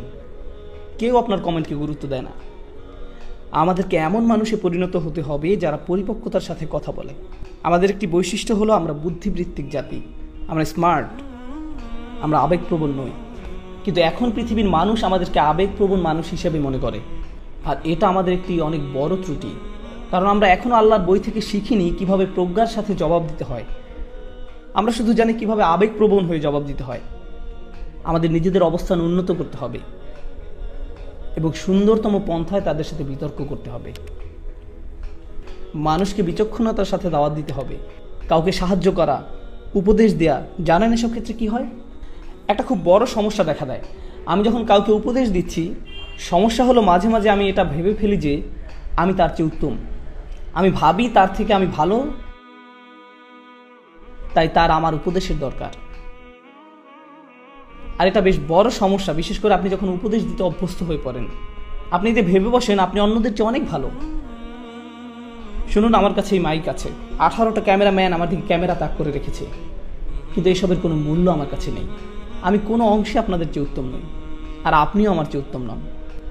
শুধু আল্লাহই বলতে পারেন কে কার চেয়ে উত্তম, শুধুমাত্র আল্লাহ জানেন। এসব কোনো মর্যাদার মানদণ্ড নয়, তা হতে পারে না। আল্লাহ কি বলছেন? ইন্না রব্বাকা হুয়া আ'লাম বিমান দাল্লা আন সাবিলিহি ওয়া হুয়া আ'লামু বিল মুহতাদিন। আপনার রব, তিনিই একমাত্র জানেন কে পথ হারিয়েছে, কে পথ ভ্রষ্ট হয়েছে সঠিক পথ থেকে। আল্লাহ ভালো জানেন আমি বিপথে আছি না আপনি। আমি তো এটাও জানি না আমি নিজে সঠিক পথে আছি কিনা, এতটুকু জ্ঞান আমার নেই। আপনাকে পথ নির্দেশনা দেওয়ার আগে আমার বুঝতে হবে আল্লাহ একমাত্র জানেন আমার মর্যাদা কতটুকু। আল্লাহ একমাত্র জানেন আমার মর্যাদা কতটুকু, আমার আসল অবস্থান কোথায়। তো আমাকে আল্লাহর সামনে নত থাকতে হবে অন্য কাউকে উপদেশ দেওয়ার আগে। আমি কখনো বলি না সুবহানাল্লাহ, এই লোকগুলো পুরোপুরি বিভ্রান্তির মধ্যে আছে, আমার এদেরকে সাহায্য করতে হবে। এটা ভাববার আগে একটু থামুন, আমি তো নিজের অবস্থান কোথায় তাও জানি না। আর দ্বিতীয়ত, যখন কাউকে উপদেশ দিচ্ছেন অথচ তারা আপনার কথা শুনছে না, তারা সেভাবে পরিবর্তিত হচ্ছে না যেভাবে আপনি চাইছেন, তাদের কোনো রূপান্তর দেখা যাচ্ছে না, এর মানে কিন্তু এই না যে তারা পথভ্রষ্ট। হয়তো কোনো বীজ বেড়ে উঠছে কিন্তু আপনি তা দেখতে পাচ্ছেন না। তবে আল্লাহ জানেন ভিতরে কি হচ্ছে, আমরা শুধু জানি বাহিরে কি হচ্ছে। আর বাহিরেরটা দেখি আমরা অধৈর্য হয়ে পড়ি, আর ভিতরে কি হচ্ছে সে ব্যাপারে কোনো খেয়াল করি না। আর আপনাদের প্রতি এটা আমার শেষ মন্তব্য, এই কথা দিয়ে আজ শেষ করতে চাই, কারণ এটা এই উম্মতের সবচেয়ে গুরুত্বপূর্ণ সমস্যাগুলোর একটি। আজকের এই উম্মতের সবচেয়ে বড় সমস্যা হলো জ্ঞানের অভাব। এই অভাবের উপস্থিতি বোঝা যায় যখন আমরা বাহ্যিক দিক দেখে ব্যতিব্যস্ত হয়ে পড়ি, অথচ অন্তর্গত বিষয়গুলো নিয়ে ভাবি না। এমনকি ইসলামিক কর্মকাণ্ডেও না। একটা ছেলে খুব ভালো কারণ সে সম্পূর্ণ কোরআন মুখস্থ করে ফেলেছে, কিন্তু এটা তো বাহ্যিক বিষয়। একজন ভালো মানুষ সেই যার অনেক ইলম আছে, এটাও তো বাহ্যিক বিষয়, অন্তর্গত বিষয় নয়। আপনার অনেক ইলম থাকা সত্ত্বেও আপনি একজন জঘন্য মানুষ হতে পারেন, এটা সম্ভব, তাই না? আপনি হতে পারেন একজন হাফিজ, কিন্তু আল্লাহ আর রাসূলের ব্যাপারে আপনি এক বিন্দু পরোয়া করেন না। সম্ভব এটা? অবশ্যই। কেউ হাফিজ হলেই যে সে ভালো মানুষে পরিণত হয় এমনটা নয়। হিফজ খুবই গুরুত্বপূর্ণ, আমার সন্তানরাও হিফজ চর্চা করে, কিন্তু হিফজ এই সমীকরণের খুবই ক্ষুদ্র একটা অংশ। আমাদের আগে অন্তরের সমস্যা দূর করতে হবে, এটাই সবচেয়ে গুরুত্বপূর্ণ বিষয়। অন্য সব কিছুর চাইতেও এর গুরুত্ব বেশি। কিছু মানুষ বলে যতক্ষণ না তোমার অনেক ইলম অর্জন হবে তুমি আল্লাহর কাছে কিছুই না। আমি তাদের বলি আমি জানি না আপনি কোন কোরআন পড়েছেন, কারণ এটা সেই কোরআনের শিক্ষা নয় যেটা আমি পড়েছি, এটা সেই কোরআনের বাণী নয়। রাসূলুল্লাহ সাল্লাল্লাহু আলাইহি সাল্লাম কোরআন তেলাওয়াত করছিলেন, আর সে সময় কিছু জিন সে পথ দিয়ে যাচ্ছিল। আপনারা জানেন গল্পটা? রাসূল সাল্লাল্লাহু আলাইহি সাল্লাম কোরআন পড়ছিলেন আর কিছু জিন সে পথ দিয়ে যাচ্ছিল। তারা যখন কোরআন শুনতে পেল তখন বলল, এই চুপ, এটা কি শুনতে পাচ্ছি? যখন সম্পূর্ণ তেলাওয়াত শেষ হলো তারা তাদের জাতির নিকট ফিরে গেল এবং দাওয়াত দিতে শুরু করলো। কতটুকু সময় ধরে জিন জাতি কোরআন শুনেছিল? কয়েক মিনিট। তারা কি তাফসিরের উপর কোনো ডিগ্রি পেয়েছিল কোনো ডিগ্রি? তারা তাজবিদের ইজাজা পেয়েছিল কোনো প্রতিষ্ঠান থেকে? এই জিনেরা কোরআন শিখেছিল কতক্ষণের জন্য? অল্প কয়েক মিনিটের জন্য। অথচ এরপরে কি হলো? তারা তাদের স্বজাতির কাছে ফিরে গিয়ে তাদের আল্লাহর কিতাবের প্রতি আহ্বান জানানো শুরু করলো। আর তাদের দাওয়া এতটা চমৎকার ছিল যে আল্লাহ তা কোরআনের অংশ পরিণত করেছেন। আমরা এই কোরআনেই তাদের উক্তি পেয়েছি। এই জিনেরা কে উলামা, ফুকাহা? না, এরা সাধারণ জিন, তাদের প্রজাতির সাধারণ সদস্য। কিন্তু জানেন আল্লাহর কাছে তাদের অসাধারণ হওয়ার কারণ কি? তাদের আন্তরিকতা। আমরা ধর্মকে জটিল করে দিতে পছন্দ করি, কিন্তু আল্লাহ তার দিনকে সহজ করতে পছন্দ করেন। আল্লাহর দিন জটিলতা মুক্ত, সুন্দর, এটা সাদাসিধা। এতটা সাদাসিধা যে একজন জিনও সেটা বুঝতে পারেন, অথচ তাদের কোনো পিএইচডি ডিগ্রি নেই, তবুও তারা বুঝতে পেরেছেন। আমরা সহজকে জটিল বানাতে পছন্দ করি। আমরা ইসলামের সব কিছু শিখতে চাই জটিল উপায়ে, আর আল্লাহ তা শিখাতে চান সহজ সরল উপায়ে। এটাই আল্লাহর প্রজ্ঞা, সহজ করে দেয়া। আমরা জটিলতা তৈরি করি। কেউ কোরআন পড়ছে আর আমরা তাকে গিয়ে জিজ্ঞেস করি, আপনি কোথা থেকে ইজাজা পেয়েছেন? এটা কি হাফস আল আসিম নাকি ওয়ার্শ? আপনার তো কলকলা আরও লম্বা হওয়া উচিত ছিল। মাথ ঠিক করতে হবে। এরপর আপনি 3 বছর অতিবাহিত করবেন তাজবিদ শিখতে, অন্য সব কিছু বাদ দিয়ে। আপনি এই শিক্ষাকে কঠিন করেছেন। অতীতে কখনোই এমনটা হতো না, কখনোই না। আমরা দিন শিক্ষা কঠিন করে ফেলেছি। কেউ এসে বললো, আমি একজন মুসলিম। তাই নাকি? আপনি মুসলিম? আপনার আকিদা কি? আমার আকিদা, আমি একজন মুসলিম। কিন্তু আপনি কি বিশ্বাস করেন? লা ইলাহা ইল্লাল্লাহ। না, মানে আকিদার উপর কোন বইটা পড়েছেন? আমি তো কোনো আকিদার বই পড়িনি, আমি কেবল জানি আল্লাহ এক সত্তা। না ভাই, আপনার আকিদা শিখতে হবে, আপনাকে এর গভীরে যেতে হবে, গভীরভাবে বুঝতে হবে। থামুন, কিছুটা পিছের দিকে ফিরে যাই। ইব্রাহিম আলাইহিসসালাম, কোরআনে তার ব্যাপারে কি বলছে শুনুন। তা কি কঠিন নাকি সহজ? সহজ। অথচ আমরা কি পছন্দ করি? সবচেয়ে সহজ জিনিসটাকে কঠিন করে দেয়া। আমরা এটা করতে খুবই ভালোবাসি। আমি বলছি না যে আকিদা পড়বেন না। যারা তালাবুল ইলম, যারা মুতামাইয়িজ হবেন, যারা এসব ক্ষেত্রে শিক্ষার্থী হবেন, অবশ্যই আপনারা এসব পড়বেন। কিন্তু সাধারণ মানুষদের ছেড়ে দিন, তাদের জন্য এসব সহজ করে দিন। কারণ ইব্রাহিম আলাইহিসসালাম দিনকে সহজ রেখেছিলেন, সালিহ আলাইহিসসালাম সহজ রেখেছিলেন, ঈসা আলাইহিসসালাম সহজ রেখেছিলেন আল্লাহর প্রেরিত মানবতার শ্রেষ্ঠ শিক্ষক, সবচাইতে সেরা শিক্ষক আমাদের নবীগণ। আর তাদের শ্রেষ্ঠ কথাগুলোই কোরআনে স্থান পেয়েছে। আপনি ঈমান শিক্ষা দেওয়ার জন্য আল্লাহর বইয়ের চেয়ে ভালো বই পাবেন না, তা সম্ভব নয়। অথচ আল্লাহ ইসলামকে সহজ রেখেছেন, আর আমরা কঠিন করে ফেলেছি।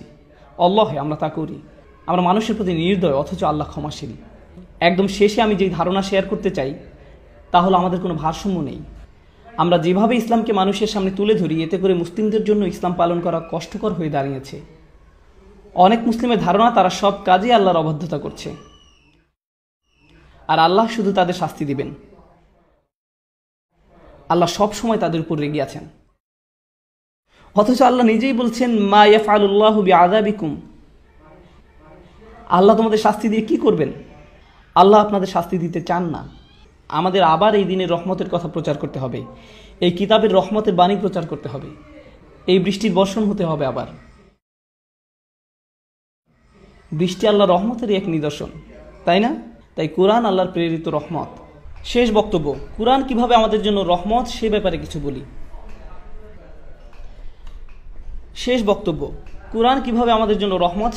কিছু বলি।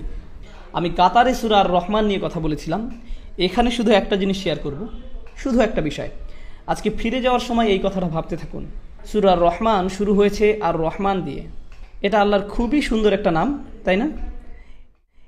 এটা আল্লাহর সেই নাম যাতে ভালোবাসা আছে, যাতে স্নেহ আছে। আল্লাহর সেই নাম যা রাহম শব্দটার সঙ্গে সম্পর্কিত। কত সুন্দর নাম আল্লাহর।